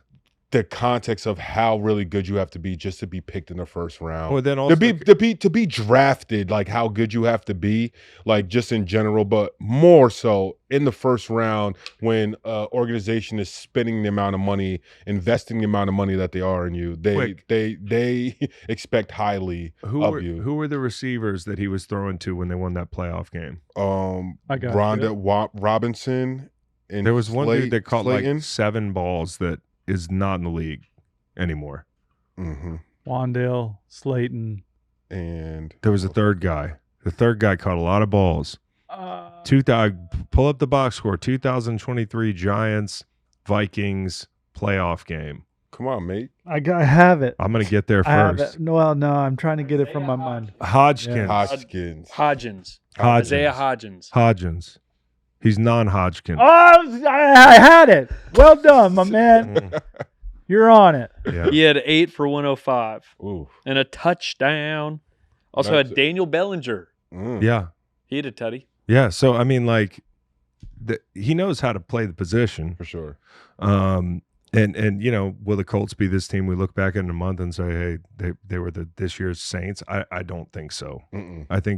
I don't think they're going to be the 1 seed in the AFC, but I think they're a 10-11 win team. Nice. The Chicago Bears gave up 456 total yards by the start of the 4th quarter last week. Mm. They host the Dallas Cowboys this week. 4 o'clock on Fox. Bears are 0-7 straight up in afternoon or primetime games in the Caleb Williams era. So everybody's paying attention to how Caleb Williams is playing, but evidently not paying attention too at the same time. Like, they're paying attention so hard that they didn't see the second game of the season, where like even Bears fans who, we had a breakout clip that was, positive on Caleb Williams after week 2. And like, I can guarantee you go through those comments, it is Idiot. 70% no, he sucks. Like, we want our quarterback to suck now. It went from like, he's going to be the best player ever. He's going to win the Super Bowl the first year because we have DJ Moore to like, oh, now we want him out of town. It's all his fault. And anger is love disappointed. Okay. Yeah, that's what it is. And I think Chicago fans are angry because they had such fucking high hopes. You did nothing for the kid year one. You're not in the place that you thought you'd be from a roster standpoint. That's my point. It's like Caleb's over here. Everybody's looking over here. Look over here. Look at the secondary, which is banged up right now. Look at the offensive line. Look at, Ben Johnson, who walks in 2 weeks into his first head coaching job, and he's like, these guys don't know how to practice. Now, however you feel about throwing your team under the bus and saying, like, they don't know how to practice yet, I don't think he's lying. Like, and it doesn't surprise me because it's jarring going from one coach to the next in the NFL sometimes because the details on a guy like Ben Johnson just have to be so crisp. And he's definitely not talking about the young players. He wouldn't talk about the young players. He's saying these guys don't know how to practice yet. He's talking about the veterans. So who that is he's talking about, I don't know. Somebody's in the damn doghouse there. I don't want to make any guesses. But it's probably somebody making a lot of money. And so, when you come in and you're a new head coach and you have a new way of doing things, there will always be some friction with guys that are like, I like to do it this way. Mm-hmm. We did it this way last year. And Ben Johnson's saying, well, yeah, you want to do it the way you did it last year, you're going to get the same fucking results. And I think that goes for Caleb too. But like everybody knows he's working on that situation. And if week 2 is any evidence, per Ben Johnson and per my eyes, and a lot of people, other people who broke down that game in detail, like Caleb did a fine job in a lot of situations.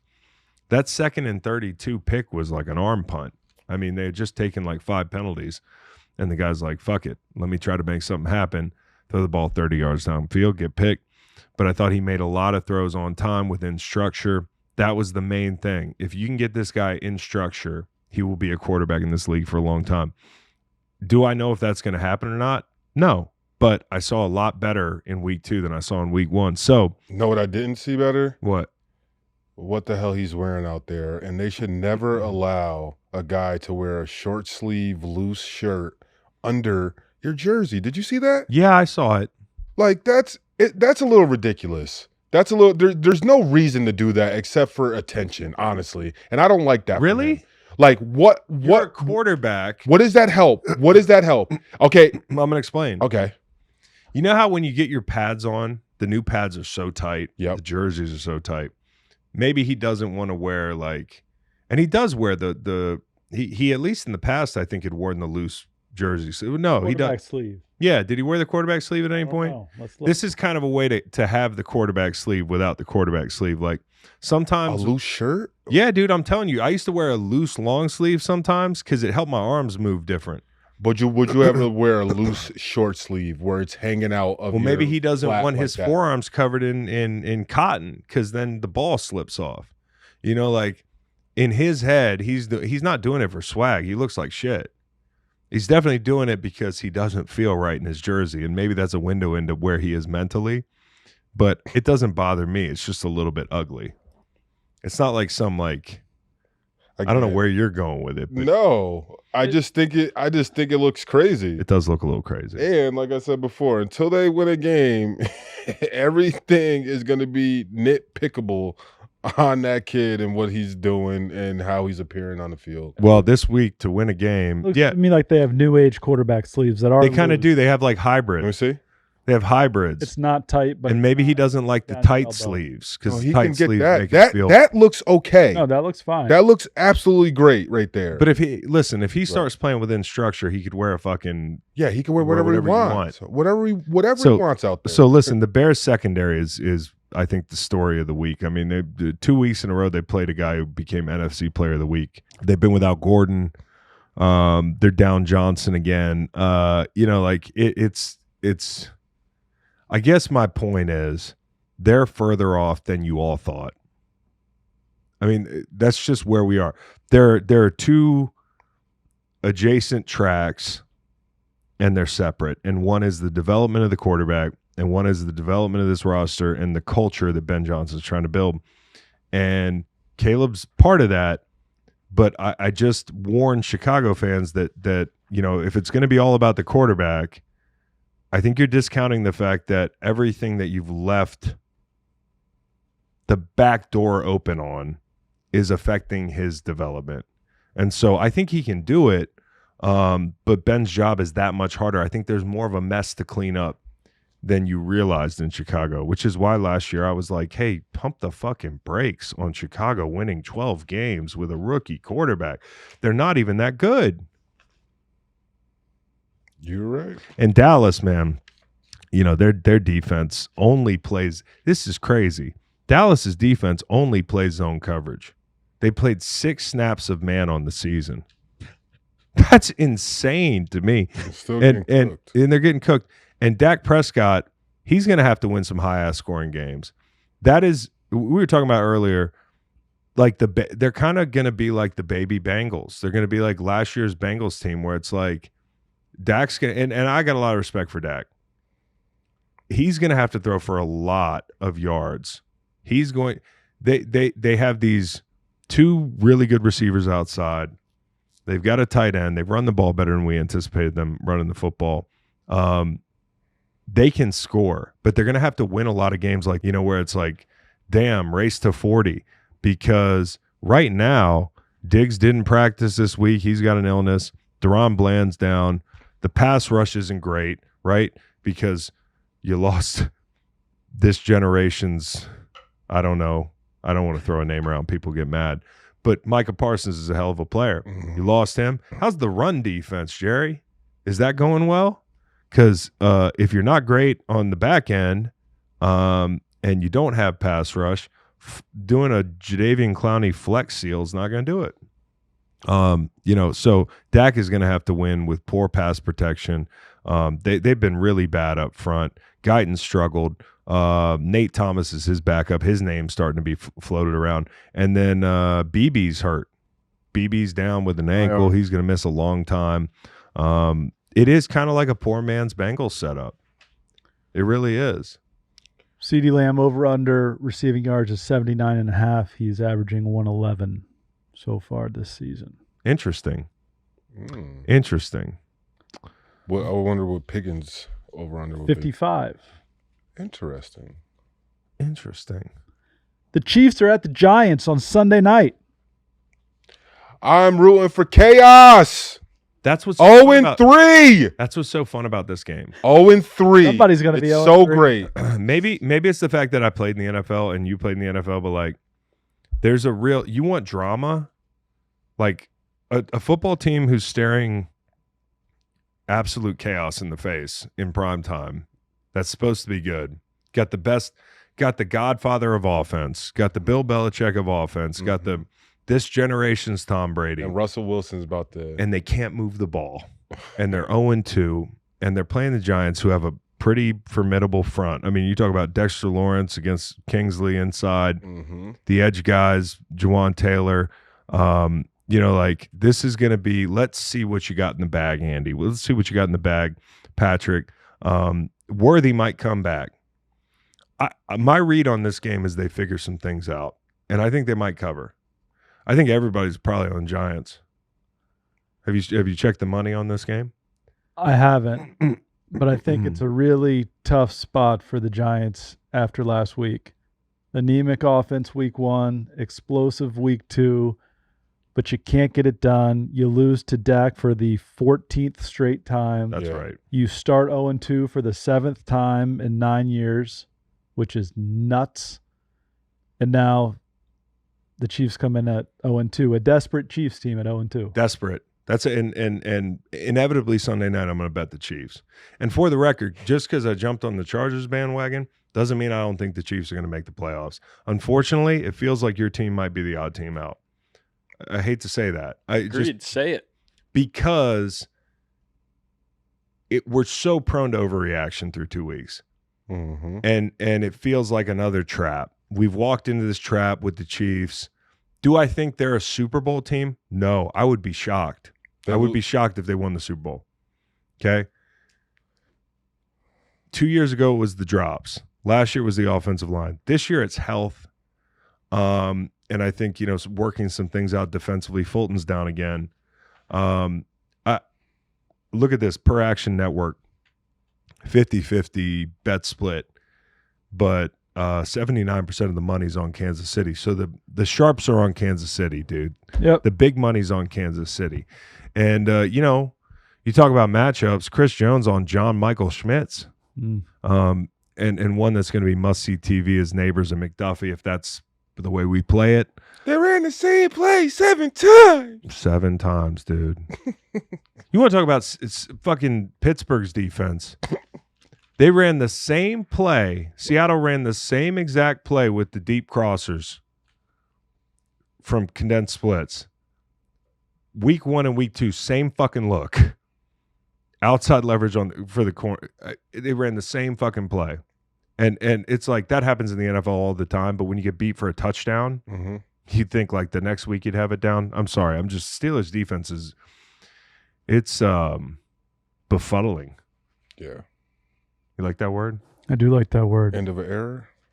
Chiefs 0-2 and the era's 4 been over games. for a while, it seems like. They had won 17 in a row previously. Andrew Thomas took some reps this week.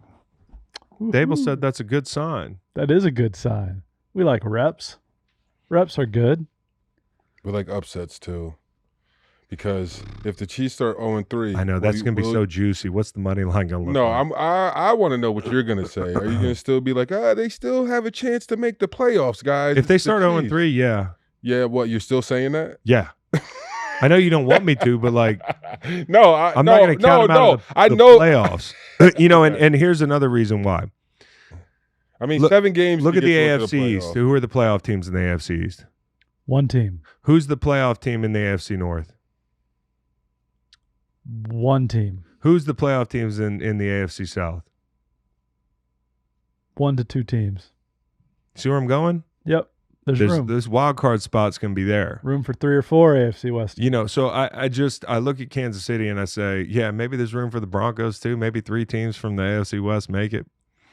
I'm not saying they're going to win the division. I think the Chargers look better, but it's week 2 and they haven't been tested, the Chargers, in a way that, because I don't think Kansas City's that good week 1 this year. I don't think it's the same way I tell the Eagles haven't been tested, because their resume is half Kansas City. Kansas City might, right now, if this team went to the playoffs, they'd be 1 and done. But they're not going to be that team at the end of the year. That's all I'm saying. The Atlanta Falcons are in Carolina. Panthers home over 7-1 in their last 8. The Atlanta Falcons are in Carolina. That is true. And moving on to Packers. No, I'm just joking. I just think it's another day to build momentum for this Atlanta defensive line. And this Jeff Ulbrich led group, like they're gaining confidence. Like they went out and got 2 good cover guys in Watts and Bowman. Add that to a group that's already got an all-pro safety, AJ Terrell. The young rushers showed up last week. There were moments where they turned pressures into sacks, and Carolina, to me, just doesn't have the weapons to separate against man coverage. I hope they do, because I root for Bryce. I mean, he's on my list, I can tell, this year, where I'm going to be like, Leggett had a really bad game last game. Yeah, dude. 8 catches, -2 yards. That's not good. That is absolutely horrible. Well, and when you look at the fact that, like, hey, before the season, it just put even more pressure on Leggett to be good when you when Thielen ends up in Minnesota, and you end up with McMillan, who looks like a circus catch kind of guy. Like, he's a big body. He's gonna be a good pro. But they can't, as a group, separate. Like, that worries me, because the Falcons, they're confident. They play man coverage. They're going to attack up front. The offensive line for Carolina has not been great. I mentioned this team, the Falcons and the Panthers. These 2 teams scored a combined 140 points last year. So we might see points. You gave out the over. I think that's a sharp play. But, like, any Panthers game I tune into now, I'm watching through the lens of, man, they have fucked this kid. And he hasn't been perfect, but the table is not set for him. And I think before the season started, we were like, oh, they could be cagey, they could be fun, and maybe they turn the corner. But they're bad in some spots you just don't get better at as the year goes on. And I'm praying for Bryce, man. Pray for Bryce.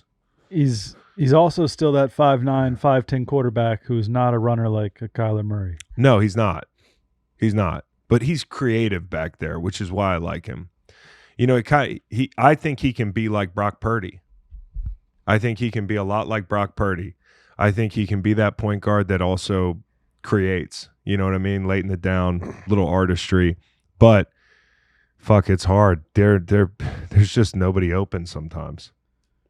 Green Bay at Cleveland. If the Browns were to make this a game, what would that look like? Turnovers. I think it would look like turnovers. I think the Browns both offensive lines are going to be on high alert. You know, I think, you know, Flacco being pressured on 40% of his dropbacks already this season, not a good deal. And you're playing this group that has just feasted on people through 2 weeks with the addition of Micah Parsons. But not just that, everybody's playing better. And on the other side of things, like Myles Garrett can wreck the game. He can wreck the game. We talked about the run game. Like Josh Jacobs, hell of a back. They just shut Derrick Henry down. So I want to tip my cap to Jim Schwartz.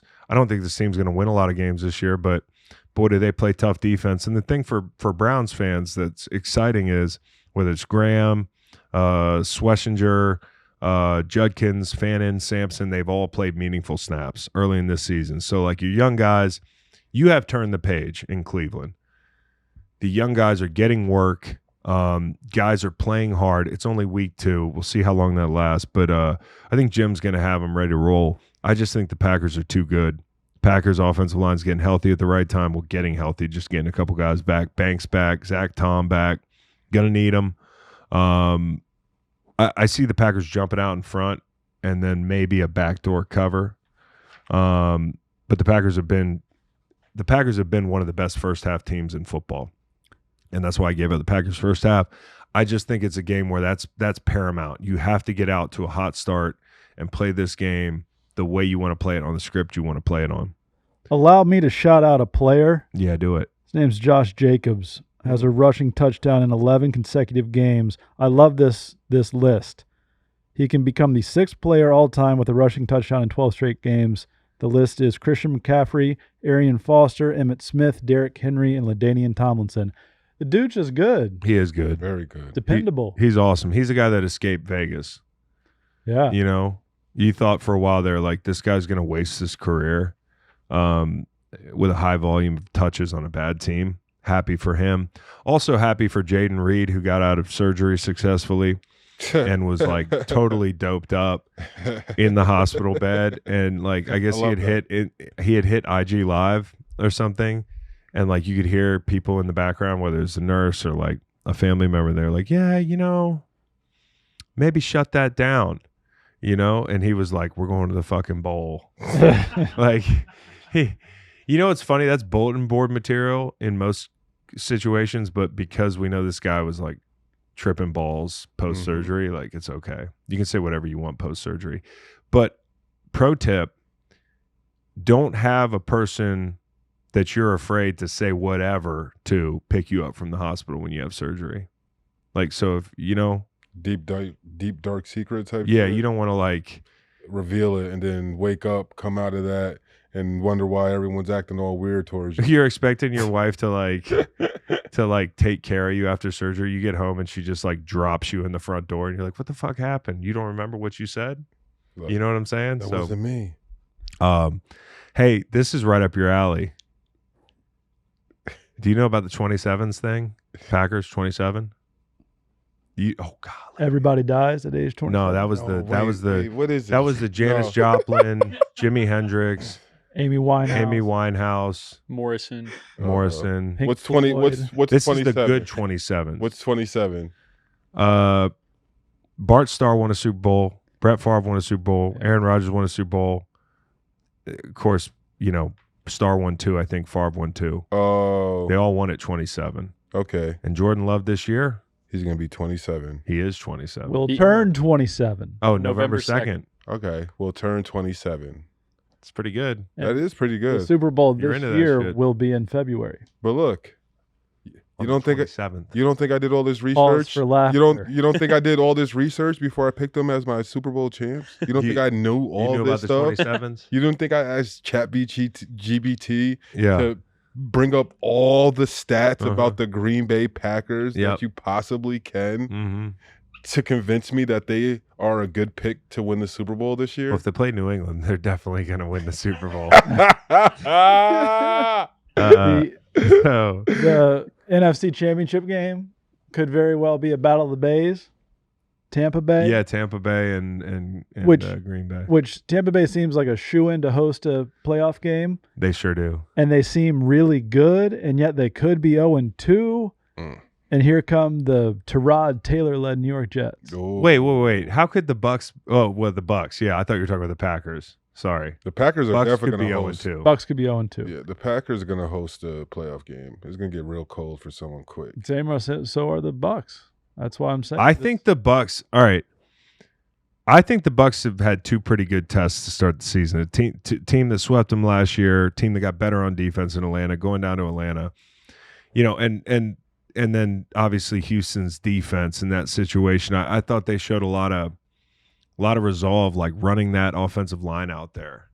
Like, I mean, it is bad and it's only getting worse. That's the one thing. You need Wirfs to come back like ASAP.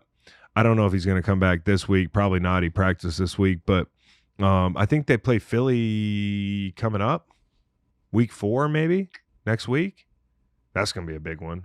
You got it. Yeah, Philly and Tampa, down in Tampa. They're going to need Wirfs back for that one. But the way they are right now, they're down 3 of their 5 starting offensive linemen. And yet, last week, Bucky and Rashad got it going. And that's the whole thing. Like, they can run the fucking football. That's the life preserver that they have. And it's nice to see that they can still run the football without their starting offensive lineman out there and without Liam Cohen, who has brought the run game to Jacksonville. But like, it's always encouraging to see, it is still the players, It's like last week in Detroit, the players are still pretty good. Wasn't all Ben Johnson, right? 50 burger on the Bears.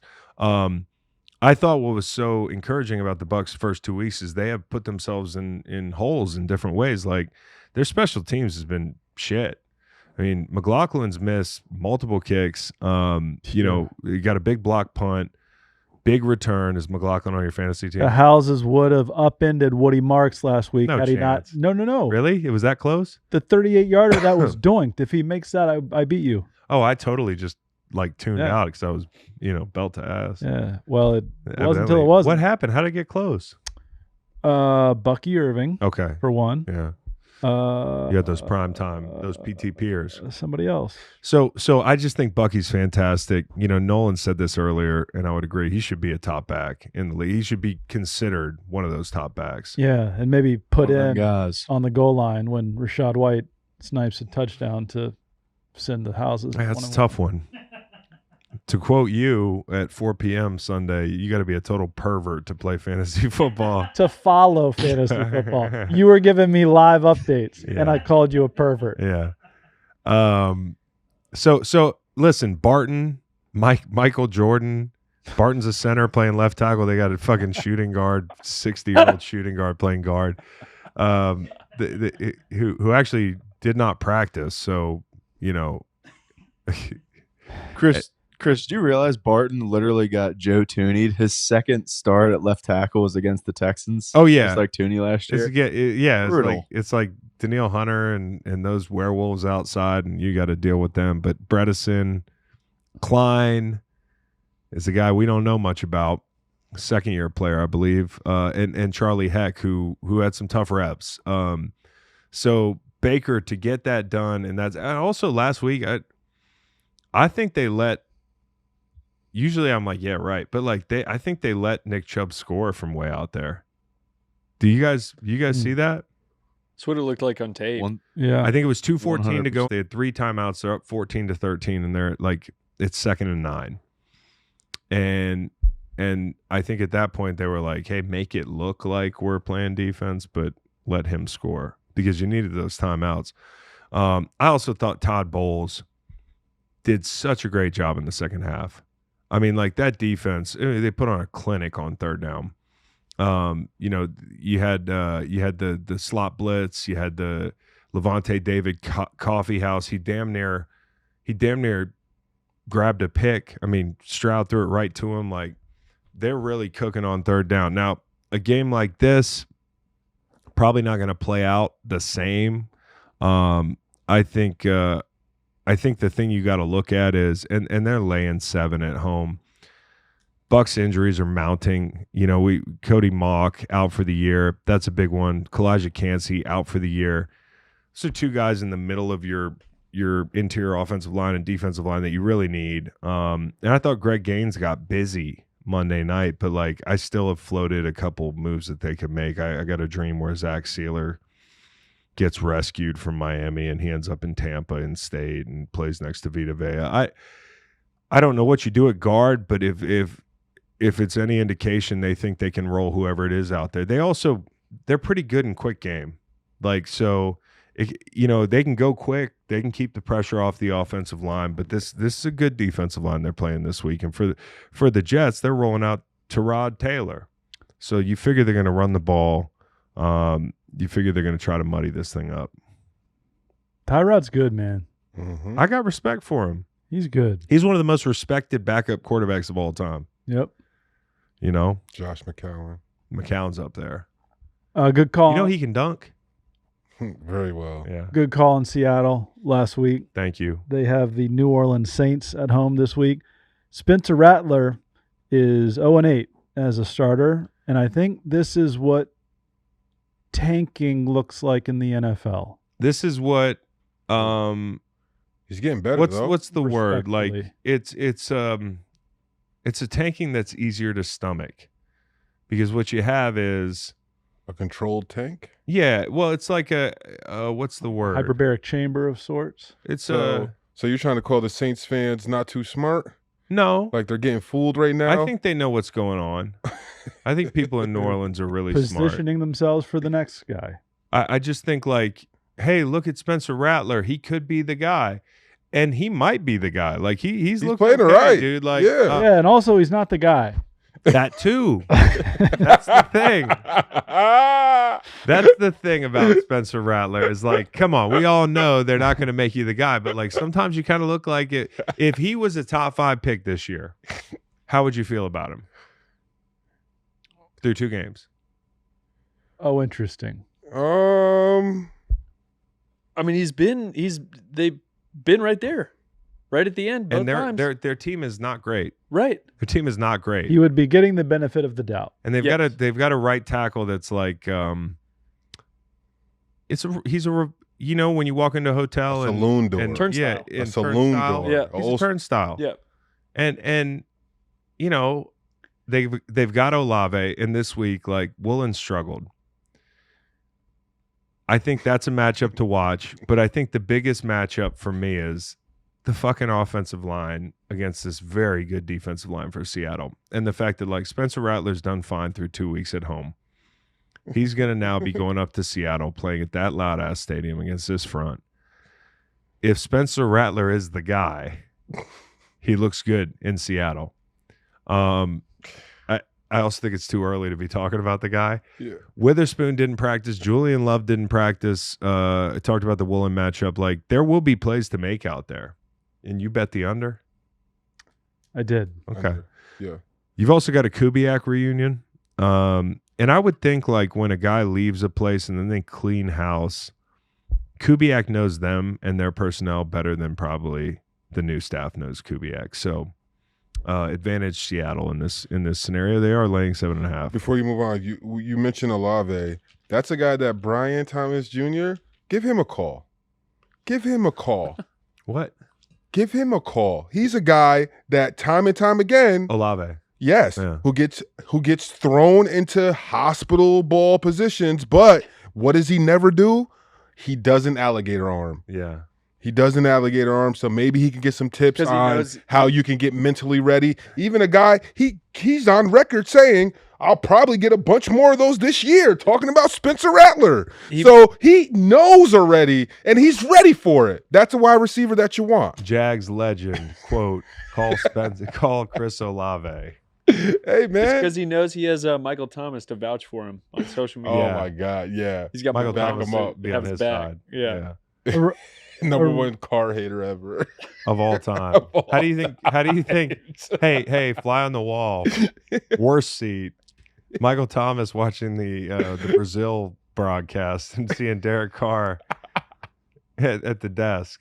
He hates that guy. Has to. That's unbelievable. Has to. And Derek Carr is like, he's doing the real Christian thing. He's like, oh well, hope he's okay. Hope he's okay. You know.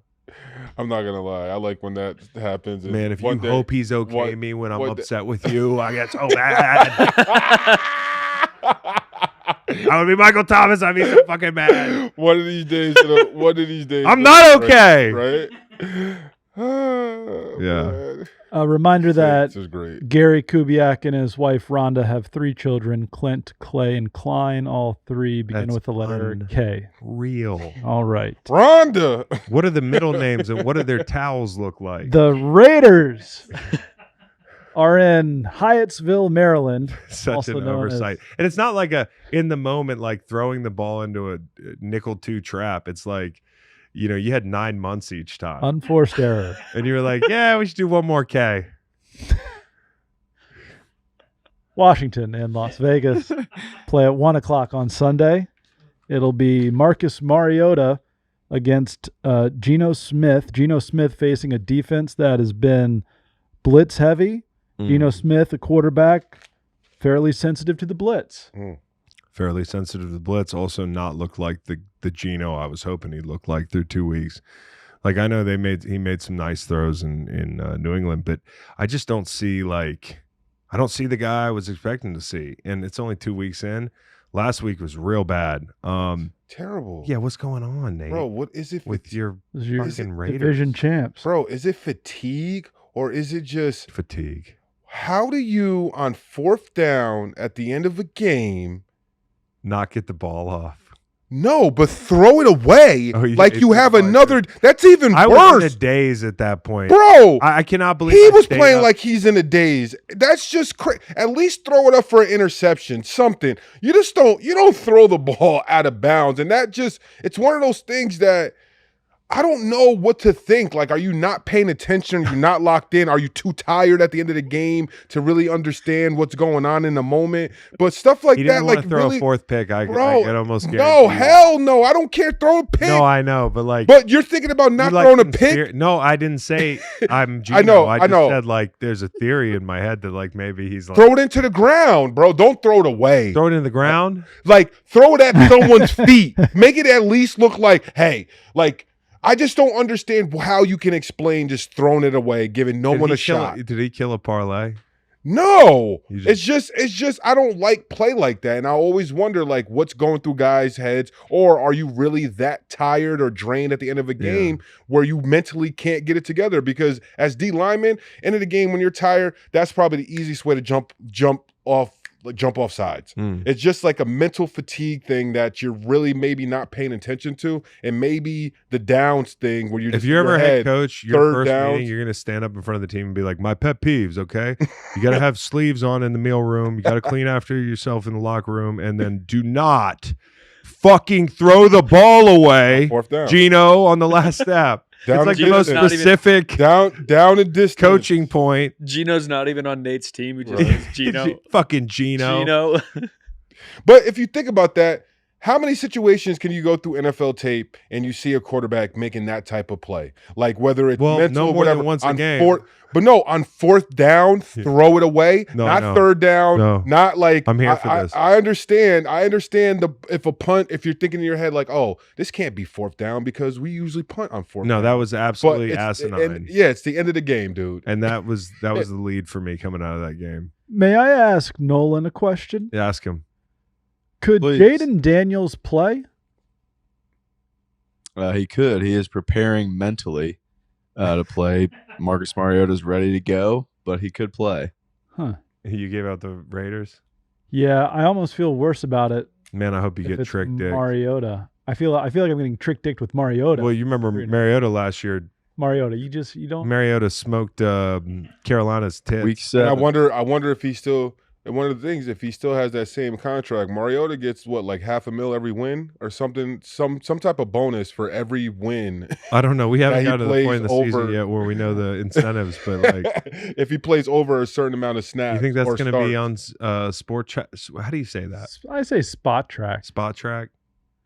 I also say Yeah, Las Vegas struggle with words. wins the game. All right, they're not as bad as they looked on Monday night. No, they're not, and that's why like this would be a sharp play either way. I think. Okay. And I thought everybody would be. I'm scared about the Raiders right now. You're scared about your division winning. Yeah, You because should also, be scared about the Raiders. Like they also- coached and played that game like I don't nothing like. was on the Hey, I line. like Genty, but I don't like young guys speaking too much in the media, talking about you need more touches. You can't fucking block. He on said that pass- this week. You can't block on pass protection. Start fucking worrying about that, bro, because your quarterback needs you, and you as a young running back, you absolutely have to know how to get in there and block on pass. If bro. that Go Jalen watch Carter rep bothered Scatterboo. you, Say again. if that Jalen Carter rep bothered you, definitely. No, absolutely it does, because you're a stud. We all know you can run the ball, and whether you think you're there just to get handoffs and you don't need to block, bro, change your mindset. Well, week 1 he and blocked. get it. Is that he blocked pretty well in the past game? Got to be consistent. Got to be consistent. Yeah, no question. Marcus Mariota. Mariota. Sorry.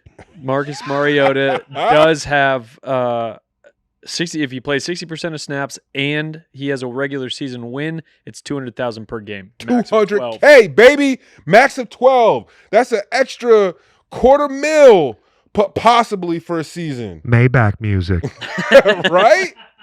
Like, I love that for him, bro. Yeah, dude. I love that for him. Yeah, I mean, and guys, the question is, with Mariota starting, that makes 5 backups taking the field this weekend. That is an 8th of the league plus. Okay, so When is this game? this is Sunday, Early. 1 p.m. Early. So Hawaii is what time for us? I mean, 6 hours before?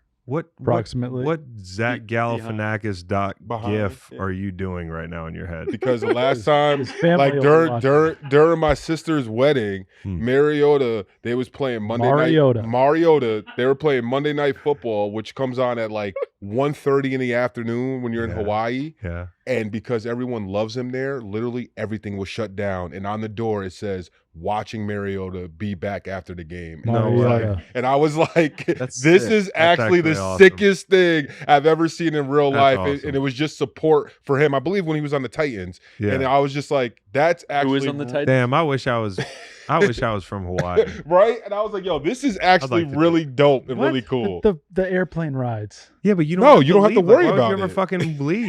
to go play ball. Yeah, but like I would have been like a pineapple farmer. It'll be 7 a.m. at kickoff in Hawaii, which is why the Raiders will win the ball game. And if I was from Hawaii, I could catch all those nasty swells. Yeah. Locals only. You know what I'm saying? You want to be a howley over there. You know what I'm saying? For show. Surfing's on my bucket list. Catching a nice. Well, wave. we both love the movie Surf's Up. Yep. What a great movie. What a great movie. Okay. So guys, here's the question. You got 5 backup quarterbacks playing this week. Life savings on the line. 1 game. Randomized team that the backup quarterback's on. So like not with the team they're on. Easy. Spin Easy. Okay, here are the guys. Tyrod Taylor, Bang. Jake Browning, I probably was going to say that. Mariota, Wentz, or Mac Jones. You got to go Tyrod. Tyrod Taylor, because if you're going to put your trust in a backup quarterback, it has to be someone mobile. You have to think that the guys in the offense maybe aren't going to mesh as well with that backup quarterback as they do their regular quarterback. So Ooh, you got to think about what? 50% chance you're homeless. 28-1. That's his record as a starter. So that's not bad. That's not bad. That's not bad. That's not bad. And for what teams? Well, It's context. I don't have that data No, I feel you. offhand, but No, yeah. Mac Jones was my other Second one. As pick, much as I yeah. hate to say it, His is a little bit better. well, I don't know. Smaller sample size, maybe. Because Mac started off. The reason why I don't He's like Mac 21-32. because when he got to Jacksonville, he did not do what I thought. I was excited for Mac. But that was such a train wreck there. I hear you, bro. I Yeah. hear you. And See, so, like, and what happens in your randomizer if he ends up back in Jacksonville?